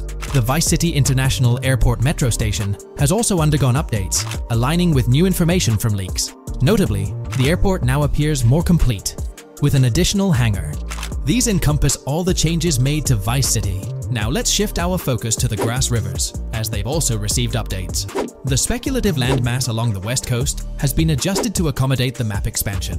Notably, the Lake SLW waterway now connects to the Grass Rivers, providing insight into the potential appearance of this swampy region on the map. A scene from the trailer showcased the Airbolt, a vehicle likely used for traversing these areas. Hamlet remains in its original position, serving as a parody of Homestead. It's interesting to note the location of the Shaka Shed, situated in the middle of the Grass Rivers, reminiscent of the shacks seen in Lemoyne in Red Dead Redemption 2. This suggests that this area may draw inspiration from its counterpart. Furthermore, I anticipate hunting to be quite intense in this region, given the presence of alligators, snakes, and lizards. The diverse wildlife, particularly at night, is bound to create a thrilling atmosphere. Additionally, changes have been made to the Gator Keys and the surrounding islands, as observed in the trailer. More specifically, there have been additions to speculative locations, such as Bird Key, based on new evidence. Additionally, some speculative areas across the map have been updated. That wraps up the analysis of the latest version of the GTA 6 mapping project. It'll be intriguing to see how closely it aligns with the actual map. Moreover, let's delve into a fascinating comparison between this latest version and all the other maps in the GTA series. Take a look at this comparison. On the left side, you'll find the latest version of the GTA 6 mapping project. Above it, there's the map of North Yankton from GTA 5. To the right of the North Yankton map, you'll see the island of Copico from GTA Online.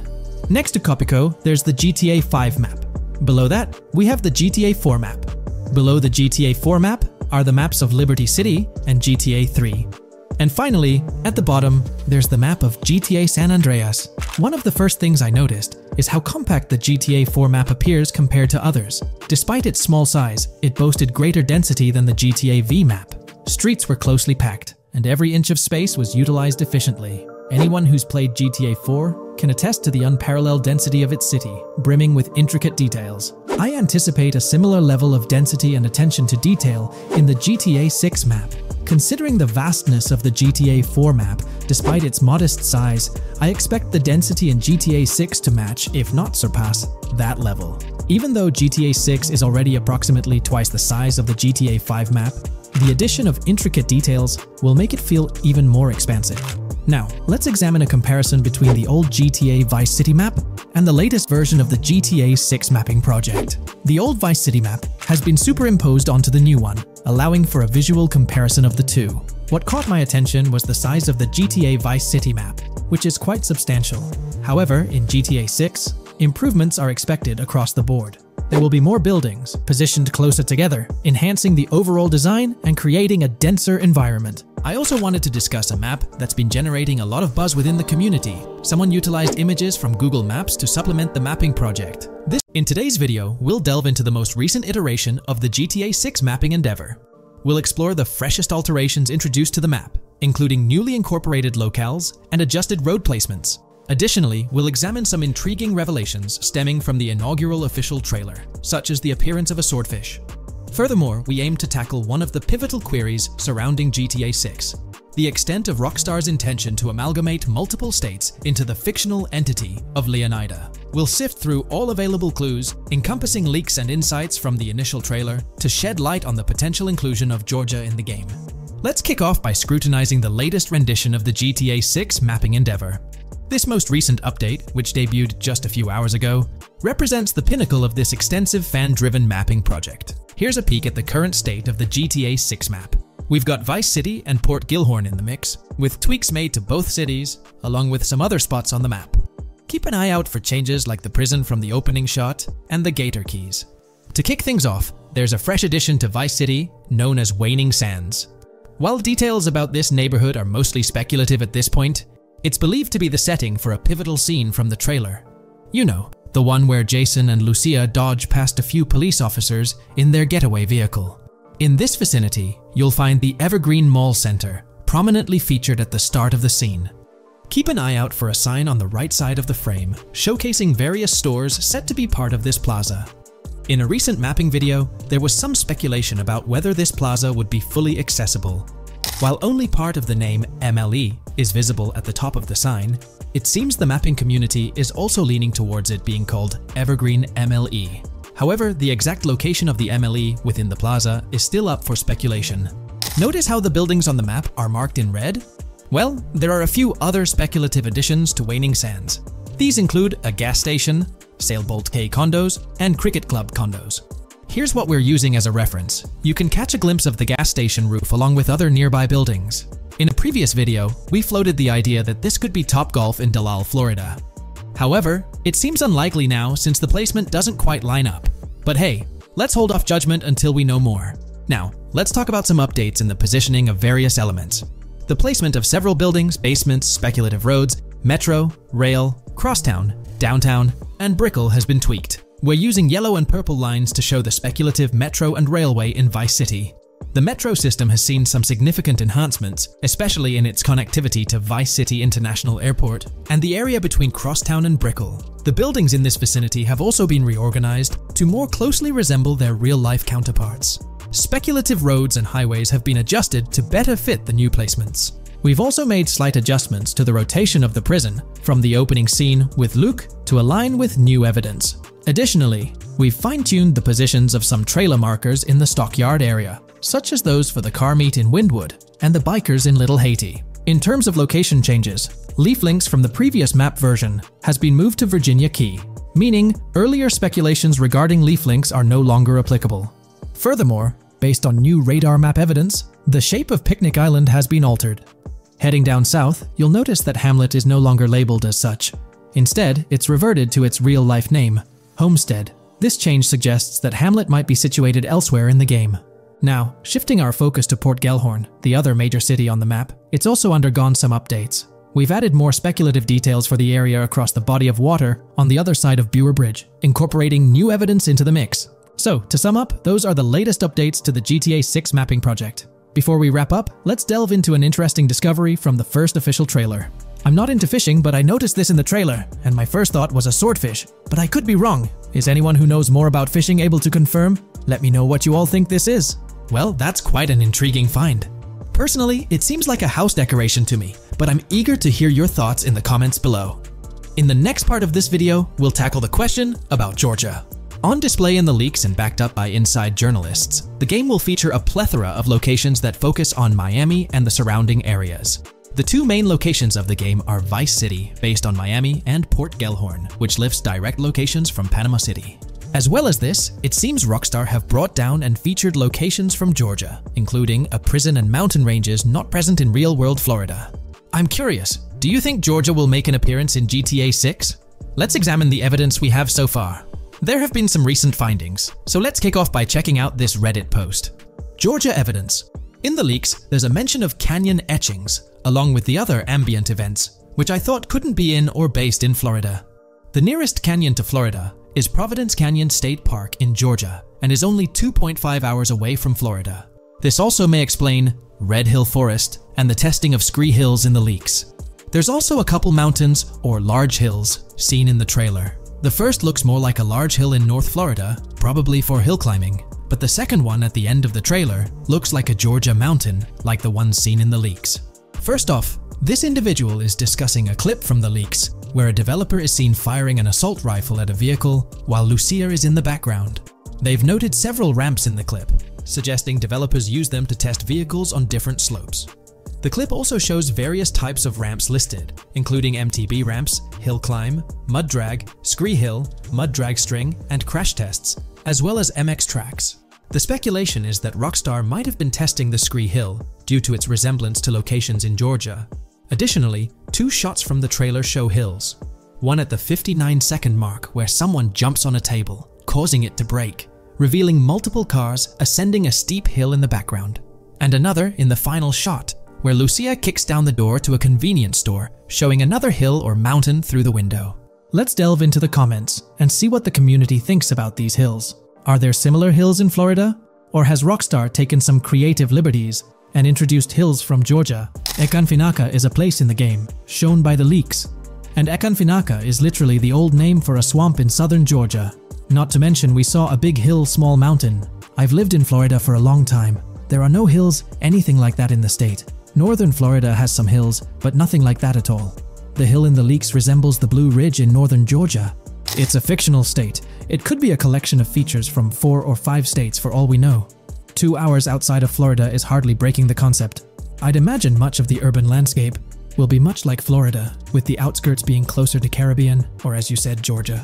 There's a separate post talking about these mountains in GTA 6. We know GTA 6 is being based in Florida, a relatively flat state, so it'd be obvious to think that the game will stay true to its setting. However, one interesting thing I found in the diner robbery footage from the leaks is that a huge mountain can be seen in the far distance, particularly around the part where Lucia starts approaching the police car from the passenger side.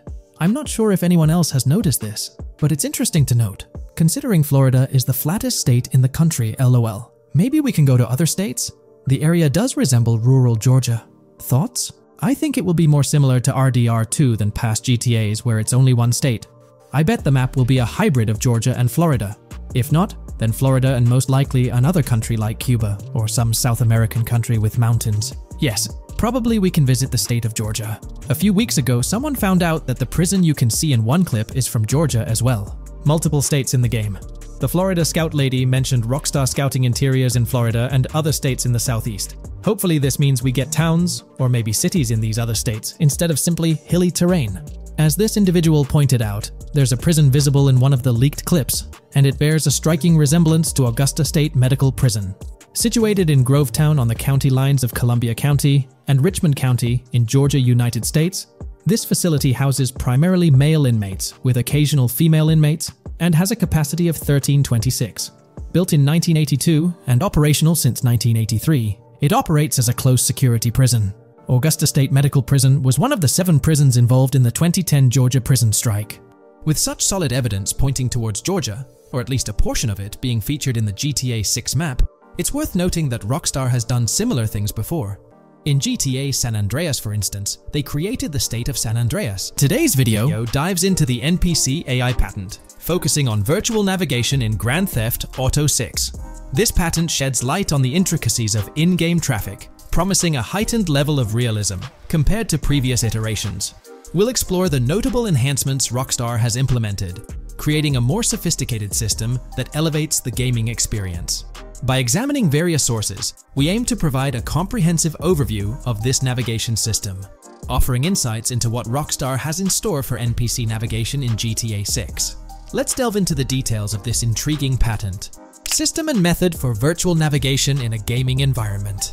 Let's break down this patent for a moment. Essentially, it gives us insight into how non-playable characters operate within the game environment. They explain that NPCs' actions are controlled through artificial intelligence, allowing for real-time decision-making based on preset algorithms. In many systems, this is achieved through nodes and links, where each node contains important data that influences NPC movement. For example, in a game involving vehicles, this data could include factors like vehicle speed, lane width, road type, and number of lanes. Now, these nodes are essentially waypoints that NPCs follow to navigate from one point to another. In simpler sections of the road, these nodes might be connected linearly, guiding NPCs straightforwardly. But in more complex areas like junctions, the nodes become more intricate.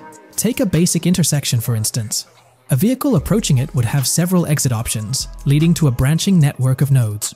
In older systems, like the one used in GTA 5, NPCs might make decisions at these junctions based on simple rules, sometimes leading to behaviors that seem a bit random. However, this conventional method has its limitations, especially when it comes to handling various factors like weather conditions, changing lanes, parking cars, or anticipating road exits. In these situations, the old system could falter, as NPCs might not adapt well to the dynamic environment. One downside of the node-based system is its limited capacity to replicate real-life factors that humans naturally consider. Another drawback is its constraint in automating NPCs effectively. Due to memory and processing limitations, only a set number of NPC-controlled cars can be spawned in the game. Naturally, players crave a more immersive experience with a greater number of NPC-controlled cars on the road. Moreover, in conventional systems, NPCs often repeat the same actions, and some may even disappear as players get closer to them. Additionally, in GTA 5, the system relies on local traffic avoidance for NPCs to steer clear of collisions. This means that NPCs continuously scan their immediate surroundings each frame for any obstacles like vehicles, pedestrians, or objects. Using a front-facing polygon, they gather data about the road layout and calculate the optimal steering angle to dodge obstacles or stay on the road. It's worth noting that this process occurs independently for each frame, without any reference to previous frames. This results in slower detection, as the system may not recognize a road blockage promptly. Instead, it interprets the obstruction as something to be avoided, without distinguishing it as a complete road blockage. Recognizing these limitations, Rockstar has engineered an NPC system that addresses these shortcomings of conventional systems. This advanced system efficiently manages NPC nodes and node graphs, yielding optimal outcomes while circumventing hardware and software constraints. NPCs in this system demonstrate heightened spatial awareness and adaptability, capable of altering routes based on real-time data from the environment. Moreover, this innovative system synergizes with the tagging mechanism discussed in earlier discussions. Through node analysis, the system identifies tags, such as indicating a road leads to a junction unsuitable for large vehicles. Consequently, large vehicles are deterred from entering. Furthermore, NPCs within this system consider various attributes of vehicle types, models, including speed restrictions, acceleration and braking capabilities, top speeds, cornering abilities, and vehicle size. NPCs will consider a plethora of data from their surroundings, leading to heightened situational awareness. Video games are populated by NPCs who are able to make real-time decisions based on their environment. Games use a specific system for NPCs to traverse the game world. However, this system is very limited, and thus the decisions NPCs can make are very limited as well. NPCs in vehicles only consider their close vicinity, but nothing else. Also, to avoid collisions, NPCs only consider the last generated frame and base their reaction on that. No prior frames are considered. Rockstar has invented a new system which aims to fix these issues and make NPCs more intelligent, and thus make the game world feel more realistic. NPCs can now consider factors like traffic, as well as account for changing lanes when parking cars, anticipating a road exit, weather conditions, and the like. There are more than a predetermined number of NPC-controlled cars in the game now for a realistic experience for the player. Vehicles can now plan accordingly in case there is any type of road blockage. This also applies to police cars being able to navigate their way through traffic during a chase. I'd like to highlight another breakdown of the patent, which dates back 3 years ago. Let's delve into it. Takeaway from yesterday's patent post. I've read over the patent post from yesterday, and I noticed a lot of people missed the most exciting information in it. I'll sum it up in non-technical language. It's essentially a method to improve vehicle AL when driving currently. When NPCs drive on the road, they can sense a few cars around them to determine crashes or other things to drive around. This is dumb AL, as it has very few factors to take into account, and requires a lot of computational resources. This is why vehicles despawn when far away to free up the CPU. Rockstar's patent describes a system that primarily will change this and give NPCs more situational awareness. They will essentially have an objective of navigating from one location to another. Simplified, but is essential in making routines similar to RDR2, and be able to take into account other external factors. Coolest of all, NPCs will still exist when your game isn't rendering them in this implementation. Specific examples mentioned by Rockstar state they will be able to use weather conditions, traffic, and crashes to determine where to go. Some areas might be dangerous in the rain, they might avoid it. If an area has too much traffic, they will avoid it. Possibly destructible environmental areas could be reacted to. Similar to bridges in Just Cause, this point is speculation, however. Cars will also be able to take into account number of lanes and speed in their decisions. NPCs will be also able to take into account high-speed chases and be able to navigate if they themselves are speeding. There will also be other reactions that are mentioned specifically, such as changing lanes before a highway exit appears, and as Rockstar puts it, driving slower on residential-type roads, or having to perform certain maneuvers to avoid oncoming traffic on single-lane streets. The large part they also mention is this implementation uses a lot less processing power. The NPC schedules can be relayed by a central server. They could possibly use the console itself as well, and it doesn't require the same constant surrounding analysis. As previous Rockstar mentions, this will allow them to have denser traffic with the same resources. A large aim also seems to be realism. Rockstar's patent mentions realistic reactions to various factors as being the main intent. For example, NPCs will each have different driving ability levels based on the driver and the car.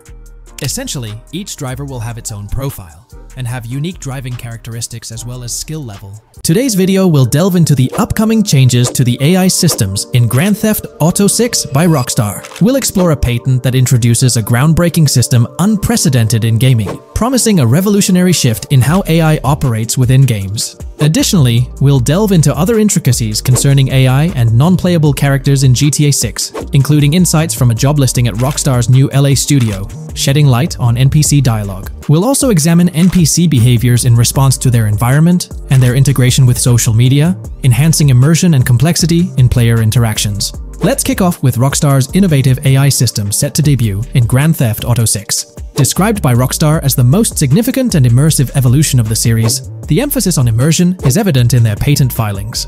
We'll focus on one particularly intriguing patent, unveiling a new system poised to revolutionize AI in gaming. Considering Rockstar's commitment to delivering the most immersive experience yet, it's evident that NPCs and AI will play pivotal roles. This patent specifically pertains to animations in GTA 6, aptly named System and Method for Virtual Character Locomotion. Back in 2020, Rockstar Games unveiled an innovative system that will debut in GTA 6. Now, the details might sound a bit complex, but essentially, this patent outlines a fresh approach to animating characters and imbuing them with dynamic intelligence.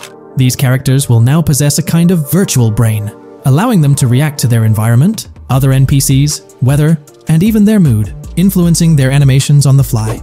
Before this advancement, Each character's animation had to be painstakingly recorded in a studio equipped with motion capture technology. This process involved attaching markers to actors' suits and compiling animations into what's called an animation tree. This method was resource-intensive, limiting the variety of animations Rockstar could include in their games. For instance, in GTA 5 and Red Dead Redemption 2, each NPC had its own animation tree, containing all their actions. Animation trees essentially stack animations, blending them together seamlessly and transitioning between them based on player input and in-game conditions. Additionally, motion matching, a feature seen in GTA 5 and RDR2, automatically selects animations based on player actions and the surrounding environment. This results in fluid and lifelike character movements, such as running while shooting, creating a more immersive experience for players. With GTA 6, Rockstar introduces an innovative system designed to optimize resources and streamline animation data.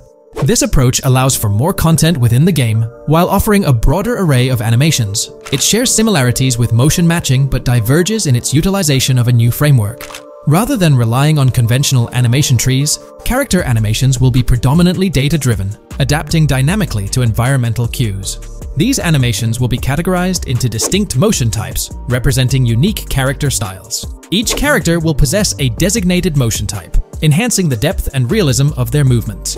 As an illustration, let's consider various states such as tired, injured, and normal, each corresponding to a set of animations. Additionally, every character will possess their own blackboard, a virtual representation of their current state and surroundings.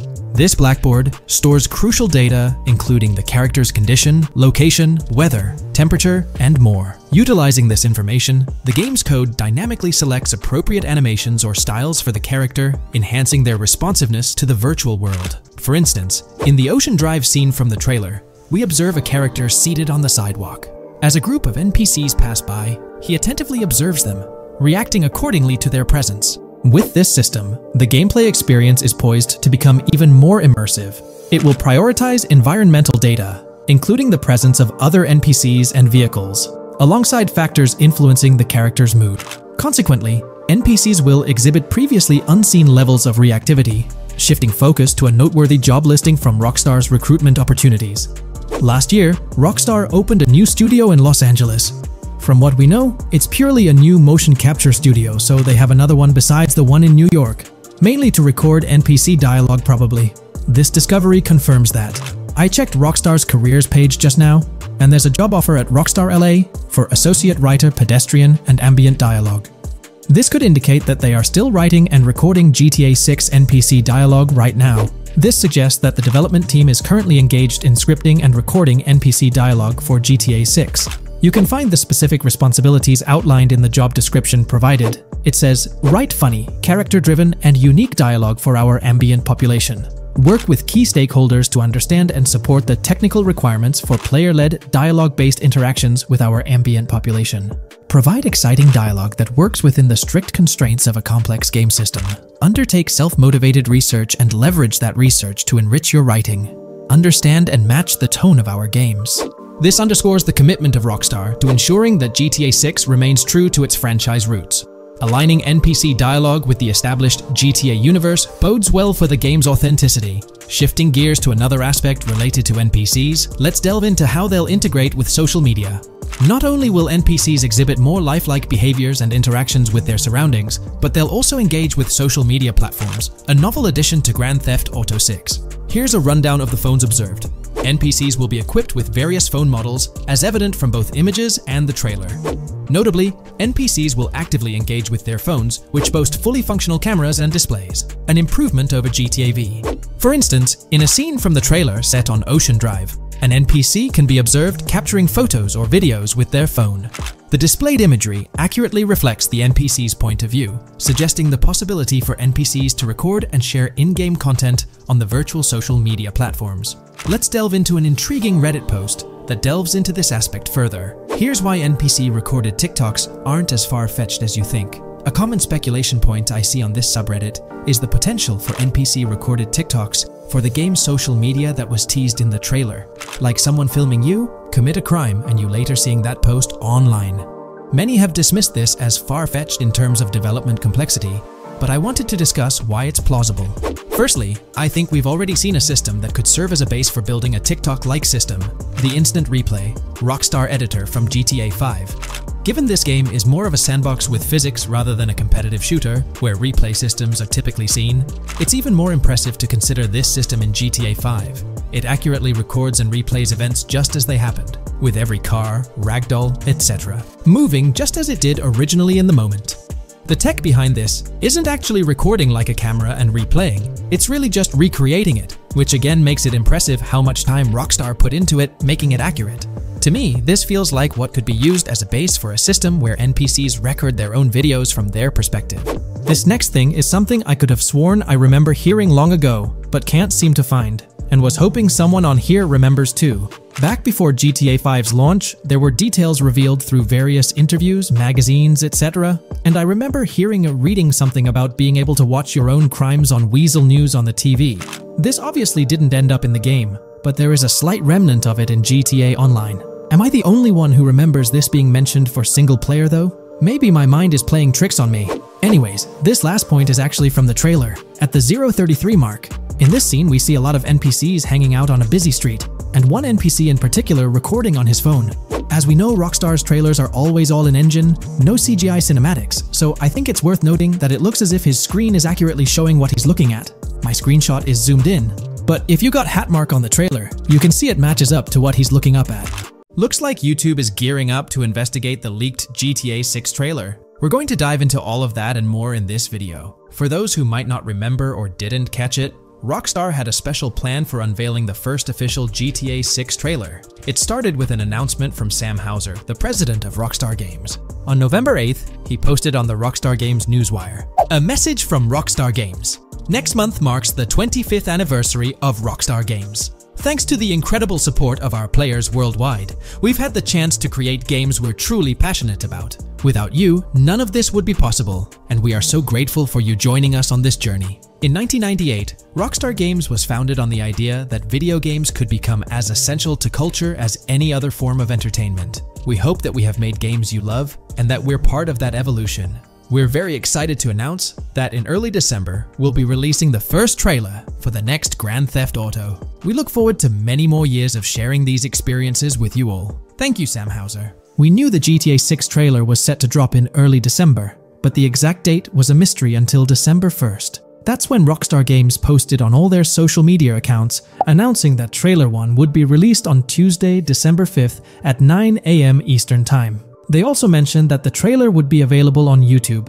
It was set to be a premiere, which for those who don't know, means the whole video is uploaded to YouTube with a countdown clock. This wasn't just Rockstar doing their thing, they had a partnership with YouTube. They even had a custom URL and a special countdown timer for the video. This was definitely a collaboration. However, a little over 12 hours before the trailer was supposed to go live on December 4th in the evening, it leaked. The trailer surfaced on X, formerly Twitter, from an anonymous account named Trailer Leaker. Their handle was GTA 6 Trailer Leak, and they posted the entire Grand Theft Auto 6 trailer in very low quality, with a Buy Bitcoin watermark and the caption BTC with a $sign. Rockstar Games quickly found out about it and got X to suspend the account. The account was actually threatening to release a high-quality version of the trailer without the watermark if it reached a certain number of views or hit specific milestones. When that happened, Rockstar Games had to go into damage control mode. They put out an announcement saying,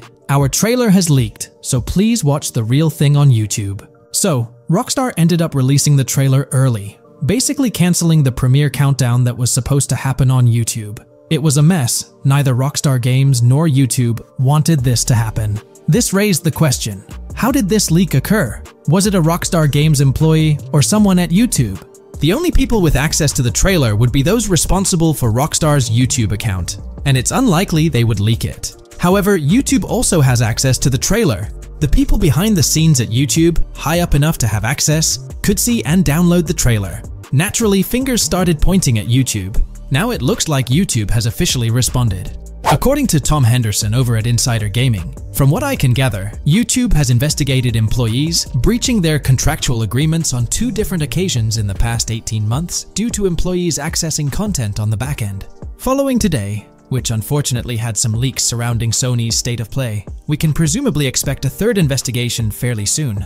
Clearly, one of the occasions mentioned in the past 18 months is the GTA 6 trailer leak. Honestly, this theory that someone from YouTube leaked it has been around since day one. With all the hype around GTA 6, it's not surprising someone couldn't keep it under wraps and leaked it, causing a huge stir. There have been so many leaks in the past few years, right before major events or trailer drops, making it more obvious that YouTube might be the source. This seems to be what happened with GTA 6, because the people with access are supposed to sign contracts or NDAs, preventing them from sharing this kind of information. So, what will Rockstar Games do next for GTA 6? Almost everything about this game has been leaked, from initial details like Project Americas, which turned out to be true after Rockstar's own investigation, to the fact that it's set in Vice City with a female and male protagonist duo. There were the major leaks in September 2022, the leaks right before the trailer was supposed to drop, and then the trailer itself leaking 12 to 15 hours early. It's unclear what Rockstar will do for the next trailer, character reveals, or gameplay footage. Will they risk uploading it to YouTube again after this disaster?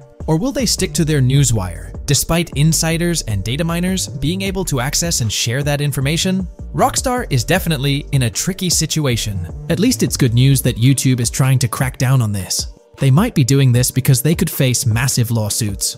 The GTA 6 reveal was supposed to be one of the biggest events in video game history, and it was ruined because someone behind the scenes at YouTube likely leaked it. So, the big question is whether Rockstar Games will go back to YouTube.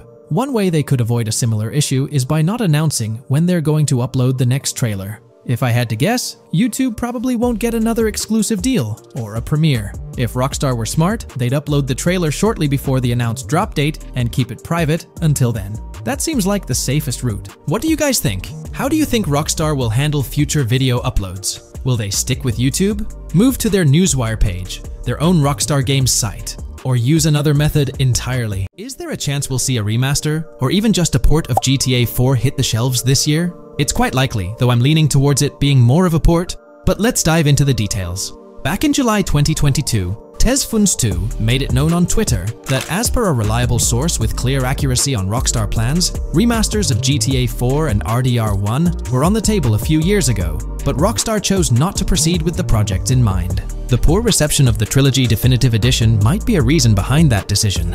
After that post surfaced, the topic went quiet for quite a few months, over a year in fact.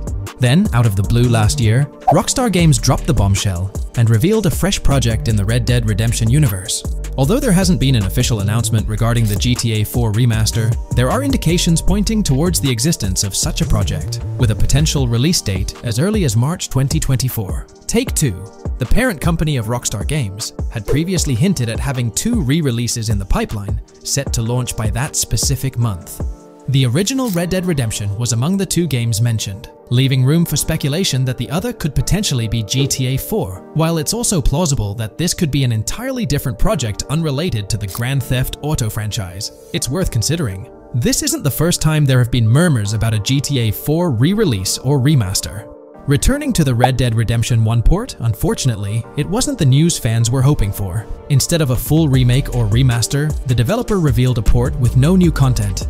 Typically, when people hear about a remaster or remake, they expect incredible graphic improvements, higher resolution, better quality textures, and advanced graphical effects like ray tracing. Contrary to these expectations, many argue that this game needs significant improvements, particularly concerning inconsistencies in the story. In 2018, Red Dead Redemption 2 was released as a prequel, introducing story elements that created inconsistencies with the first Red Dead Redemption, where major characters like Arthur Morgan were never mentioned. When Rockstar opted for a port instead of improving the game, which was already 13 years old, disappointment arose. The desire for a remaster or remake persisted, fueled by rumors since 2021. These speculations continued until the summer of 2023. The uncertainty around whether a remake was genuinely being considered remains, with some recent rumors possibly being misunderstandings about the port project. It's been speculated that the cancellation of a Red Dead Redemption remake or remaster might be attributed to the poor reception of GTA, the Trilogy, the Definitive Edition. Alternatively, the developer could have redirected resources towards the development of GTA 6.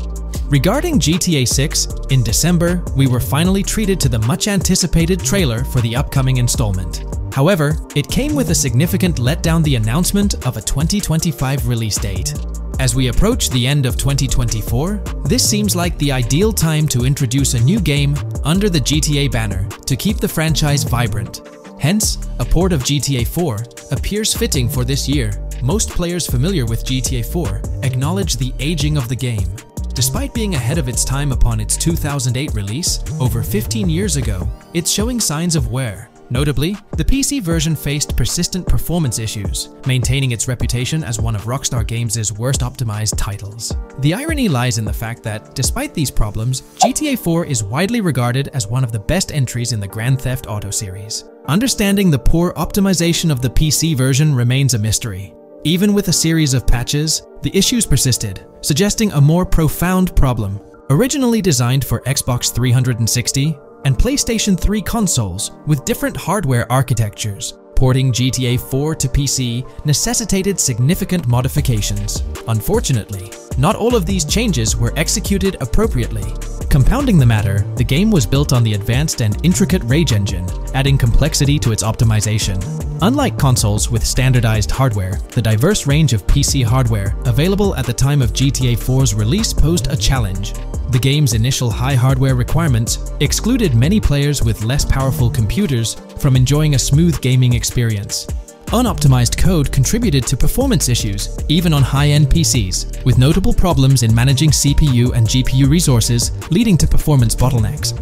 How else can we gather indications that a GTA 4 remaster or port is possibly in development? Well, in September 2022, Take-Two Interactive, the parent company of Rockstar Games, made a notable move.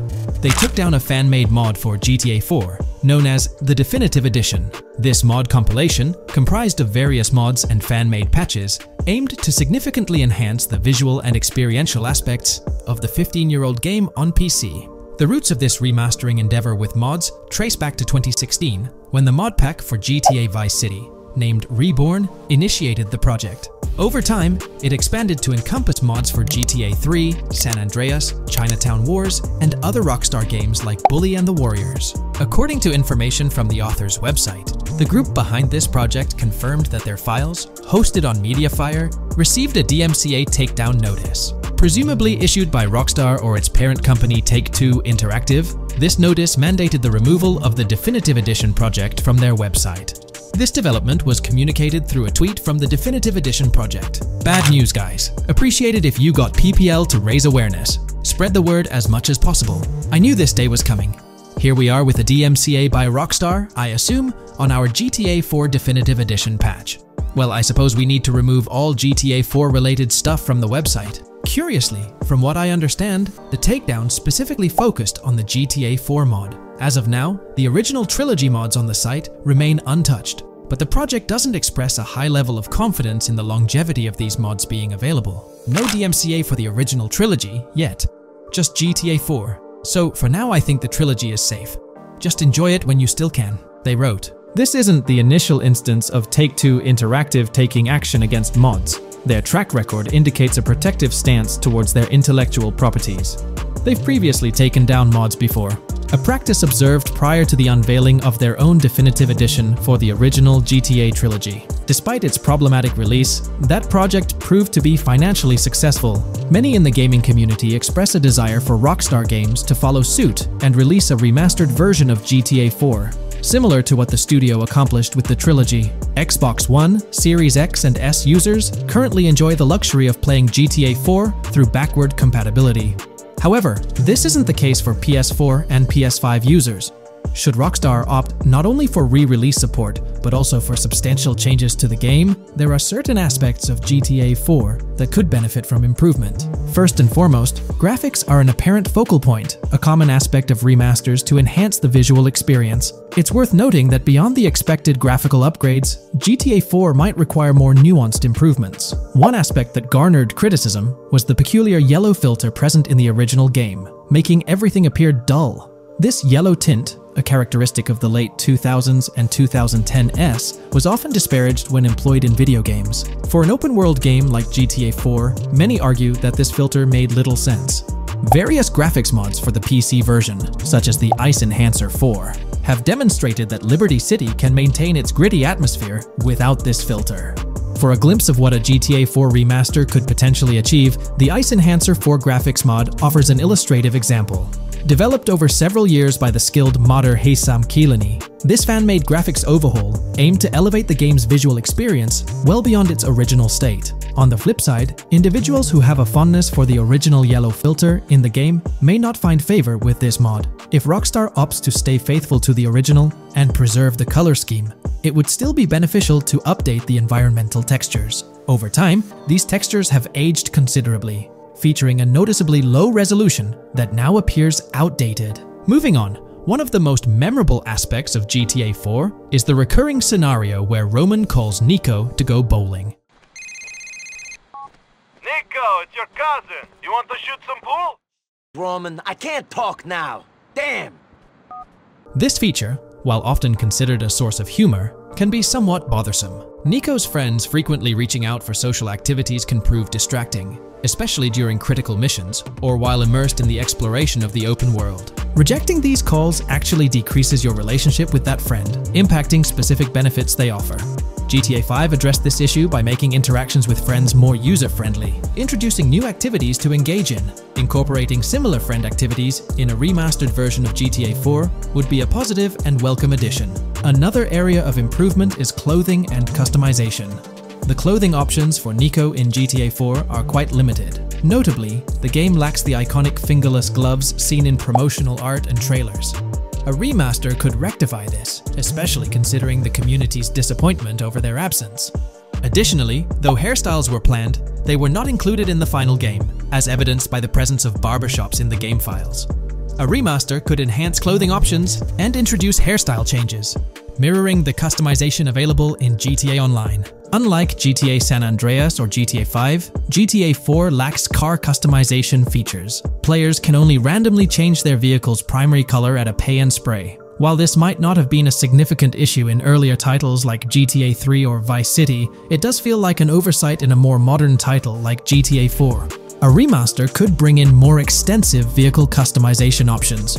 Given the central role of vehicles in the Grand Theft Auto games, enhancing customization not only adds depth but also makes the gaming experience more immersive. In fact, acquiring new and rare cars is often considered the most appealing aspect of GTA Online, and a remaster could significantly enhance the appeal of GTA 4 through this single feature alone. While Rockstar Games has been dedicating their efforts to newer projects, it's intriguing to observe that GTA 4 hasn't been entirely neglected by them. Surprisingly, the game has received updates, albeit sporadically, even years after its initial release in 2008. A notable recent update, released in 2023, caught many fans off guard. This update primarily focused on security, aiming to safeguard the game's source code from potential leaks. It's interesting to reflect on the context surrounding this security update. Since Rockstar Games removed the multiplayer aspects of the GTA 4 Complete Edition on Steam and their launcher in March 2020, the need for such security measures raises questions. Without active official multiplayer components, this move appears to be a proactive response to a prior security breach. In that incident, a hacker infiltrated Rockstar's security system, leaking pre-alpha version footage of the highly anticipated GTA 6. While Rockstar's immediate focus is on bringing GTA 6 to fruition, the possibility of a GTA 4 remaster isn't entirely dismissed. There's a genuine belief that something related to GTA 4 is in the works this year. If not, the prospect remains open for the future, potentially after the release of GTA 6. When we talk about the positive aspects of this partnership, it's essential to highlight the potential benefits that can emerge from Rockstar's newfound support for the modding community. One of the significant upsides is the acknowledgement of the brilliant and skilled developers behind the modding scene. For years, these developers have worked tirelessly to create unique and engaging experiences within the GTA universe. With Rockstar stepping into a collaborative space with CFX, there's an opportunity for a more symbiotic relationship. The infusion of official support could mean more resources, tools, and encouragement for modders to continue pushing the boundaries of what's possible within the GTA ecosystem.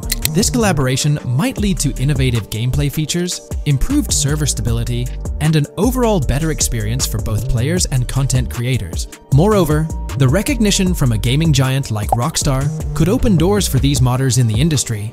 It may pave the way for potential collaborations, official partnerships, or even job opportunities within the gaming development sphere. This, in turn, could elevate the modding community to a more prominent and respected position within the gaming landscape.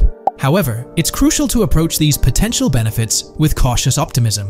While the partnership appears promising on the surface, the reality lies in how Rockstar manages the delicate balance between maintaining control over its intellectual property and allowing creative freedom for the modding community. The outcome will heavily depend on Rockstar's willingness to foster collaboration, rather than imposing strict regulations. As GTA 6 draws closer, the impact of this collaboration will become more apparent. Whether it becomes a model for future partnerships between game developers and modders, or encounters challenges that hinder its success remains to be seen.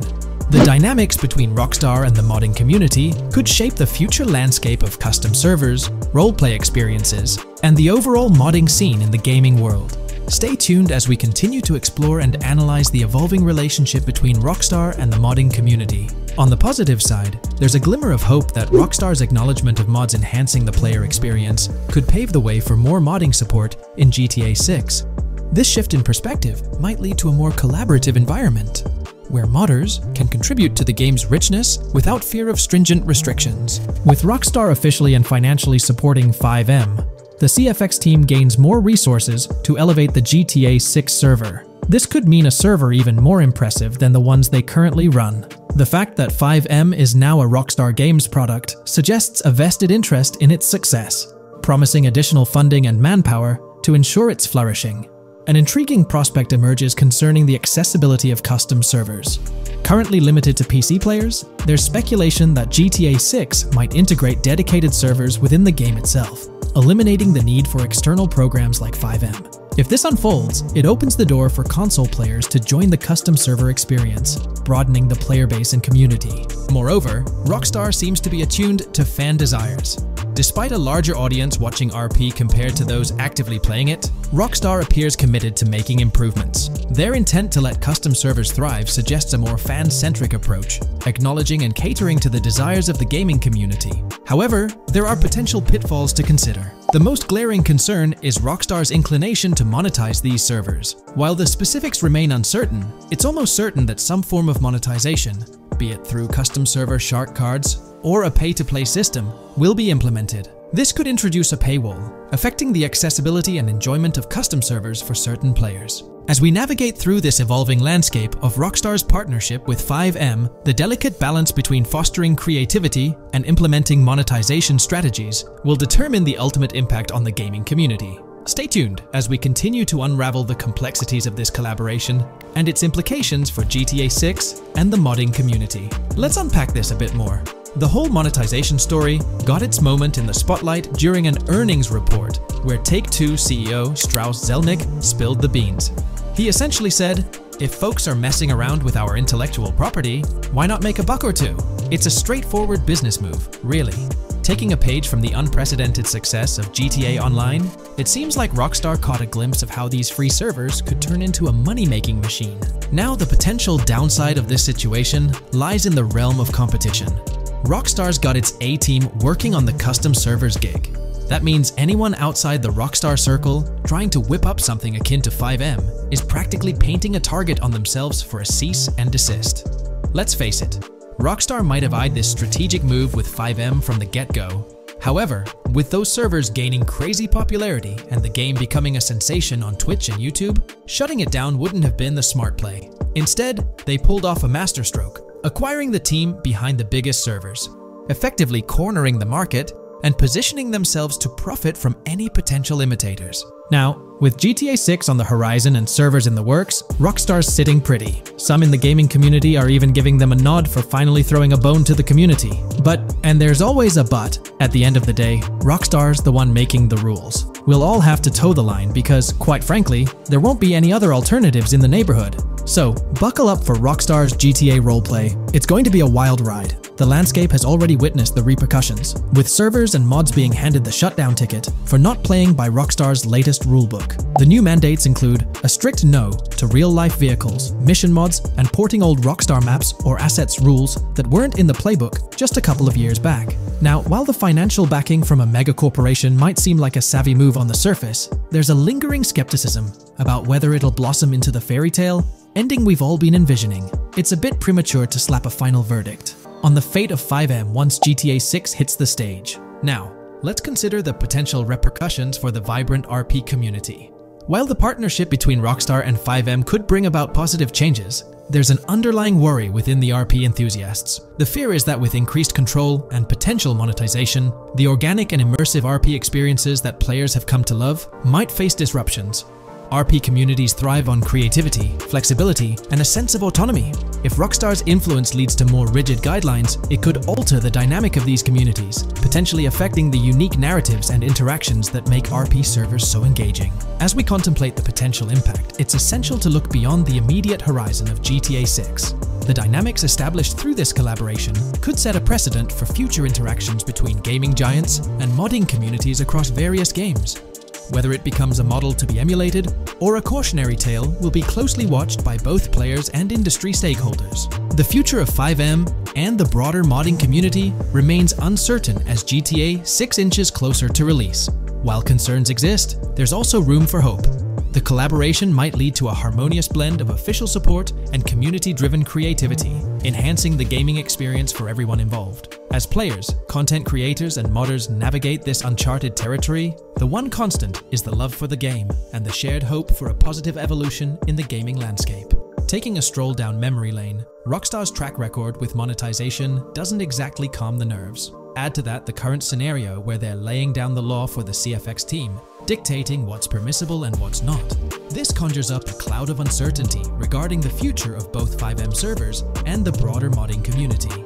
Personally, I'm a big fan of RP servers and that immersive content. It's my cup of tea. The idea that the same company that set the stage with GTA 5 might potentially tarnish FiveM, turning it into a monetized maze with no alternatives, that's a bit of a buzzkill. Yet, here we are, in the waiting room until GTA 6 steps into the limelight.